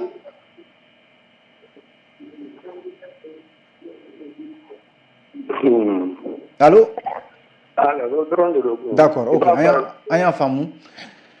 an b'i fɔ an bɛ Tombouctou ka bɛɛ lajɛlen fo waati na 65 65 50 50 65 50 jama ko di an b'ale jamukan de kɛnɛ kan allo allo oui an sun balimakɛ tɔɔrɔ se i b'an wele ka bɔ min i tɔgɔ ni jamu Bokar Traoré ka bɔ min ka bɔ Sikɔrɔni bisimila Bokar an tulo b'i la awɔ ne bɛ ka bɔ Sikɔrɔni awɔ Sikɔrɔni an y'a faamuya an tulo b'i la ɲininkali jumɛn b'i fɛ Jawara ka kumakan ne bɛ fɛ ka o de ɲininkali kɛ Jawara la parce que hakilina dɔ fɔ mɔgɔ caman bɛ yen nɔ o tɛ fɛn in kalama quoi i y'a faamu wa o ye jumɛn ye ne ye jamana ka souveraineté kalan ko dugukolo ko nasira la i n'a fɔ an bɛ yɔrɔ min na bi minnu ka baara min kɛ ko kɔnɔna na an mago b'o de la parce que mɔgɔ caman tɛ nin dɔn donc ni a sera ka walawala a ɲɛ yɛrɛ ma pour que an ka se ka faamuyali sɔrɔ parce que denmisɛnninw ma kalan k'a daminɛ 90 la ka na denmisɛnnin si ma kalan donc u tɛ jamana yɛrɛ sariya foyi dɔn u tɛ foyi dɔn tigɛkɔrɔta ni kulukɔrɔta quoi ani mɔgɔ nɔfɛ taama donc n'a sera ka walawala pour que mɔgɔw bɛ se ka faamu parce que émission in nafa ka bon a ko ko jamana in souveraineté la mɔgɔw t'a dɔn fɛn min yɛrɛ bɛ yen an ka nafa ye fɛn min ye donc an mago b'o de la a k'a walawala jamanadenw bɛ se ka faamu minnu ma kalan ani minnu ye dɔ kalan olu k'a dɔn k'a fɔ k'an bɛ tɛmɛ sira minnu fɛ. e ko e bɛ fɛ a ka jumɛn de walawala. i n'a fɔ a ye jamana souveraineté la ko dugukolo ko. géographiquement Mali yɛrɛ bɛ cogo min na a ko walawala. voilà ko walawala mɔgɔw ka se ka faamuyali sɔrɔ a la. d'accord a y'a faamu a bɛ nin jaabi sisan d'accord an b'i fo Bokar an bɛ maa kelen ta waati taara ka ban walasa an ka se ka kuma laban di an ka maa welelenw ma 65 65 50 50 allo allo n balimakɛ ni su. i b'an wele ka bɔ min i tɔgɔ ni jamu. ne tɔgɔ ye Ibrahim Traoré n b'aw wele ka bɔ Gawo. Gabon i bisimila. Gawo. Gawo. d'accord bisimila. n b'a ɲininkali fila de bɛ n bolo. ka ɲɛsin i ka invité ma. d'accord tulo b'i la. n b'a fɛ n b'u ɲininka ni an bɛɛ bɛ Mali kelen de kɔnɔ. ayiwa. parce que ne ye débat nin lajɛ. fɛn fɛn bɛ fɔ ça ne concerne que Bamakɔ. est ce que en réalité min bɛ kɛ Mali kɔnɔ min bɛ Mali kɔnɔ. olu olu b'a kalama ayiwa parce que AS a dabɔra puci saba olu de ye a dabɔra jumɛn kama coup d'état kɛla saba d'accord a dabɔra olu de ye parce que n'i bɛ bɔ Gao ka taa Niger ça fait 400 km a billet ye 2000 passager kelen n'i sera Niger frontière la fo Niamey i bɛ 5000 de sara policiers ye sira kan donc n'i y'o fara i ka 2000 kan o ye 7000 ye donc AES nafa bɛ min est-ce que a sera o yɔrɔ ninnu ma fɔlɔ non ɲininkali ayiwa u bɛ n'i jaabi sisan an ma avantage y'a la u bɛ n'i jaabi sisan c'est pour leur montrer que nous les populations n'a pas d'avantage là-dedans a bɛ minnu arrangé o ye les 3 chefs d'État o ye ne ka ɲininkali fɔlɔ ye ne ka ɲininkali filanan awɔ n b'a fɛ u k'a fɔ an bɛ Mali bɛ bin dingɛ kɔnɔ waati o waati a kɛra sɔrɔdasiw de a bɛ kɛ sɔrɔdasiw de bolo wa civiliw de bolo o de ye ne ka ɲininkali fila ye ayiwa a diyara n ye kosɛbɛ an b'i fo an bɛ Gawokaw bɛɛ lajɛlen fo la cité des Askia Mali marabolo 7nan an bɛ maliden bɛɛ lajɛlen fo minnu ye weleli kɛ ani minnu ma se ka weleli kɛ an bɛ segin ka na kumaso kɔnɔ Num Umar Jara ko fo Vima min ye coalition des forces vives du Mali e y'o ɲɛmɔgɔ ye awa minnu ye weleli kɛ sisan i y'u ka ɲininkali mɛn an b'a daminɛ maa laban min ye weleli kɛ k'a b'aw ɲininka yalima k'an bɛ Mali kelen kɔnɔ wa ko AES ye awa jamana 3 in ɲɛmɔgɔ olu ka ko de don ko est-ce que jamanadenw ka nafa b'a la n'i bɛ bɔ Gao ka taa Niger passé ka ca ko est-ce que a nafa sera jamanadenw ma fɔlɔ wa ani minnu ye weleli kɛ ni hakili bɛ minnu ka ɲininkaliw la an b'u bɛɛ fo u ka ɲininkaliw la nin b'a jira k'a fɔ u mago b'u ka jamana la parce que ka sigi ka débat lamɛn ka nin temps ba in ta o ye fɛnba ye min kan ka saluer maintenant question minnu posera question fila bɛ ne bɛ n sɔnni sigi o kan question fɔlɔ dɔ ko yala ni coup d'état kɛra AES jamana dɔ kɔnɔ ko yala a bɛ yamaruya jamana tɔw ma u ka sɔrɔdasiw bila ka taa o président in dɛmɛ wa moi je pense que alliance in dabɔra fɛn min kama kunba min dɔnnen don jama fɛ o dɔnnen don o ye sécurité domaine ye maintenant alliance o alliance kɔnɔ jɛkulu o jɛkulu kɔnɔ fɛn dɔw bɛ yen fana olu balilen don hali CEDEAO kɔnɔ l'ingérence dans les affaires intérieures d'un État je pense que olu tɛ yamaruya kɛti da don jamana wɛrɛ ka min tɛ ɲɛsira la kungo bɔ minnu tɛ ɲɛsira minnu tɛ a ka gafew kɔnɔ n'a tila i man ka taa don o kɔnɔ ni dɛmɛ ɲinini fɛ wagati min na i bɛ taa dɛmɛ kɛ mais n'a nana se ko fanga jaso nana o bɛna kɛ jamanadenw yɛrɛ dama ni ɲɔgɔn cɛ kow de ye donc o yɔrɔ la AES jamanaw ka fɛn tɛ o la o bon maintenant a ye ɲininkali wɛrɛ kɛ fana ko ale b'a bisikiya k'a fɔ dɔ ko k'ale b'a bisikiya k'a fɔ ko nin ye chef d'état 3 de ka ko ye mais nin tɛ jamanadenw ka ko ye bon ale ka o kuma an hakili la o ye filiba de ye parce que AES sigira mun kama a sigira ni jamana 3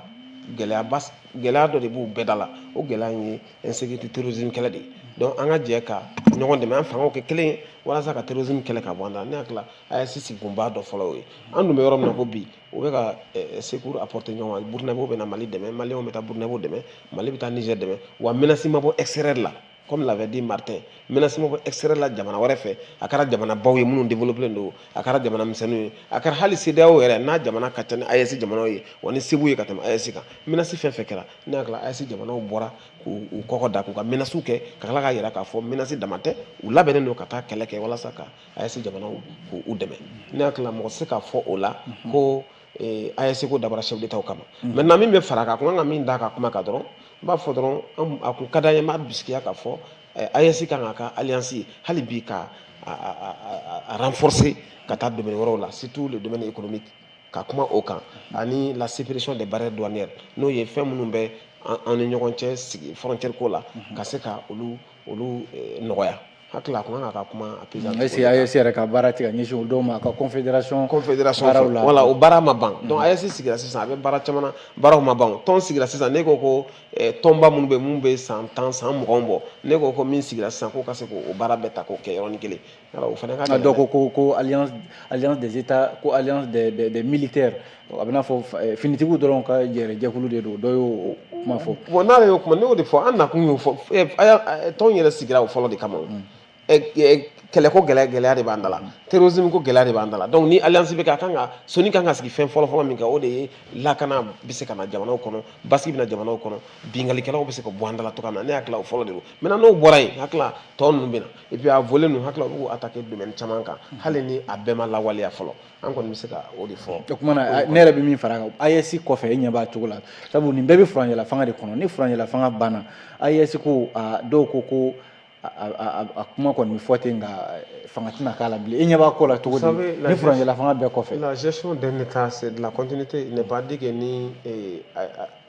démocratie fanga nana k'i bɛ nin acquis ninnu fɛn minnu kɛra ni a ye nafa ɲa jamanadenw ni jamanadenw y'a applaudir ni fanga min nana k'i b'a bɛɛ ta ka fili kɔfɛ fanga kelen min bɔra ka dɔ lata o fanga kelen bɛ bɔ k'i lata o surtout démocratie fanga ale lata ka di ni fanga bɛɛ ye donc ne hakili la k'a fɔ ni mɔgɔ o mɔgɔ nana n'i kɔni hakili bɛ baara kɛ k'a fɔ k'e mago bɛ jamanadenw ka hakilinaw la n'i y'a dɔn ko AES ye baara minnu kɛ k'e bɛ se ka renforcer hali bi walasa jamanadenw ka lafiya i bɛ taa n'o ye mais ni gɛlɛya bɛ yɔrɔ min na hakili la i bɛ olu de bɔ a kɔnɔ ne hakili la jamana marala kan ka baara kɛ n'o ye. d'accord oui nous est-ce que kuma kuncɛ kuma dɔ bɛ se ka tugu nin na sabu jamukan sera bayɔrɔ la ni kuma labanw de ditɔ ye aw ma tan dɔn. kuma laban minnu ne b'a fɔ o ye hali bi Mali bɛ bɔnako min kan bi gɛlɛyaw bɛ domaine caman na maliyɛnw ka fara ɲɔgɔn kan an ka hakilinaw kɛ kelen ye an ka jamana marabagaw dɛmɛ ni hakili ye mais an kana dɛmɛ ni dusukun kamikaminen parce que adamaden voilà an ka hakili to o yɔrɔw la an ka jamana dɛmɛ walasa jamana bɛ se ka bɔ nɔgɔ la ne kɔni b'o de fɔ ko welewele bila jamanaden bɛɛ ye hali bi AES jamanaw fana u ka bolo di ɲɔgɔn ma jamanadenw ka miiriya u ka baara kɛ n'a hali bi walasa kow ka se ka sabati. ayiwa Seydou Jawara Martin minnu ye weleli kɛ i ye caman ka ɲininkali sɛbɛn jaabi jumɛn b'i bolo ka di a la. bon i b'a dɔn dɔw ko alliance min don ko sɔrɔsiw yɛrɛ dama dɔrɔn de ka alliance don président saba in donc an m'o ye fɔlɔ gafe kɔnɔ ou bien an m'o ye kɛwale la k'a fɔ k'u saba ka alliance don u ka saba ka alliance tɛ dɛ an bɛ yɔrɔ min na ko bi an ni diɲɛ de bɛ ɲɔgɔn na Union européenne filɛ nin ye jamana joli u faralen don ɲɔgɔn kan u ka kɛlɛkɛ sɔrɔsiw k'u dilan k'u fara ɲɔgɔn kan donc hali ni u nana k'u bɛ na anw fɛ yan k'u ka na anw former u nana n'o idéologie de ye parce que u faralen don ɲɔgɔn kan donc anw fana bɛ k'a yira la donc anw yɛrɛ fana bɛ n'an fara ɲɔgɔn kan donc désormais mɔgɔ tɛna anw former tugun n'an yɛrɛ bɛ se k'an yɛrɛ former donc alliance tɛ nin président saba ka alliance ye dɛ nin y'anw yɛrɛ ka sécurité de anw population anw peuple mais kɛlɛ min don a ma nɔgɔn n'i y'a jateminɛ transition nana ni bi cɛ o ye recrutement mun kɛ a bɛ mɔgɔ 40,000 bɔ hali sini dɔw bɛ ka fara a kan parce que dugukolo ka bon territoire in ka bon donc n'i y'anw ta jateminɛ mɔgɔ 40,000 Mali mɔgɔ 40,000 Niger mɔgɔ 40,000 Burkina n'i y'a bɛɛ fara ɲɔgɔn kan an bɛ taa mɔgɔ 10,000 la donc an bɛ se ka ɲɔgɔn dɛmɛ ka ɲɔgɔn dafa pour que an ka yɔrɔ ka se ka sécuriser jɔn mago b'an ka dugukolo la donc f'an k'o tigi de gɛn bon o tigi dun de fana taara jama ɲini ka fara a yɛrɛ kan pour que ka se ka na bin anw kan o dun tilara k'a f'u yɛrɛ da la k'a fɔ k'u bɛ na an kɛlɛ de sa militairement u y'o fɔ u ka général dɔw fɔ donc ni e ma taa dɛmɛ ɲini i kɛrɛfɛ jamanaw fɛ général dɔ waati dɔ la voilà avant que ni transition mɔgɔw ka na ni alliance initiative ye jɔn fɔlɔ y'a fɔ a tɛ ten a tɛ ten ko a ye n dɛmɛ sinon n bɛna bin jamana bɛ bin ni jamana binna aw bɛɛ bɛ bin mais mɔgɔ minnu ka mɔgɔ ye mɔgɔ minnu olu ma bin o u ka mɔgɔ tɛ mun ye olu de binna o foyi bɔ n ka taa na o foyi k'u ma ko saheli ko ressources bɛɛ bɛ yan de donc ko bon a kɛra bi a kɛra sini ko denmisɛnninw b'u kɛ bon donc c'est un exemple je donne donc maintenant foyi bɔ n y'o f'u ye ka tɛmɛ o donc tubabu dun fana ni ka fɛn de ye saheli ye jamana jumɛn ye anw saba donc fo ka bin anw kan ni force militaire ye donc ala y'a kɛ an porokotora ka b'u bolo kɔnɔ donc n'an ma position dilan k'an yɛrɛ renforcer k'u natɔ kunbɛn dans l'avenir est ce que denmisɛnnin minnu bɛ na anw kɔfɛ u bɛna s'u la wa donc n bɛ bɔ kuma kɔnɔ ni o yɔrɔ ye donc min ko souveraineté fo jamana kɔnɔ jamana den bɛɛ k'a dɔn k'i ka ɲɛf'u ɲɛna mɔgɔ ye école kɛ bɛɛ kan ka dɔn Mali ni Mauritanie frontière o ye u b'a fɔ a ma ko Adelbaguru donc o bɛ yen quoi bɛɛ k'o dɔn bon Mali ni Côte d'Ivoire frontière o ye Pɔgɔ ye bɛɛ kan k'o dɔn école kɔnɔ donc Mali ni Sénégal cɛ Kidira ou bien a bɛ yɔrɔ min na bon fo bɛɛ k'o dɔn donc ani yɔrɔ dugu minnu ni dugu minnu bɛ kɛrɛfɛlaw na même village normalement an kan ka nin bɛɛ dɔn nin bɛɛ de kan ka se o de to ne ko ka Mali histoire a n'a géographie réécrit parce que sisan dɔ bɛ ka fara dugu ninnu kan minnu tun minɛlen don n'an tun t'o dɔn donc olu bɛ ka fara a kan donc u ka historiens ani jeliw bon donc olu fana bɛ mun dɔn olu k'o fɔ u k'o fara fɛn ninnu kan ali jeliya kan ka kalan école la parce que an ka taabolo don an ka furu bɛ tagama n'olu de ye donc olu bɛɛ de kan ka don école kɔnɔ an ka dɔn an kan k'u bonya parce que olu de bɛ nin kɛ yan mais an ye nin bɛɛ bila donc fo an ka histoire ka dɔ de fara kan n t'a dɔn mun sɛbɛnlen bɛ yen o ka ɲi dɛ mais dɔ ka fara kan donc ne ka kuma o de bon dugukolo ninnu ne tun mago bɛ mun na n'i bɛ don Mali frontière da fɛ i k'a ye dɔrɔn bienvenue au Mali borne fɛngɛ ka k'a la ka da k'a la n t'a dɔn n'i y'a faamu k'o kɛ k'a kɛ donda yɛrɛ k'a kɛ goudron côté fila la comme aéroport bɛ cogo min na bienvenue au Mali aw bisimila Mali kɔnɔ donc ne fɛ o kan ka kɛ quoi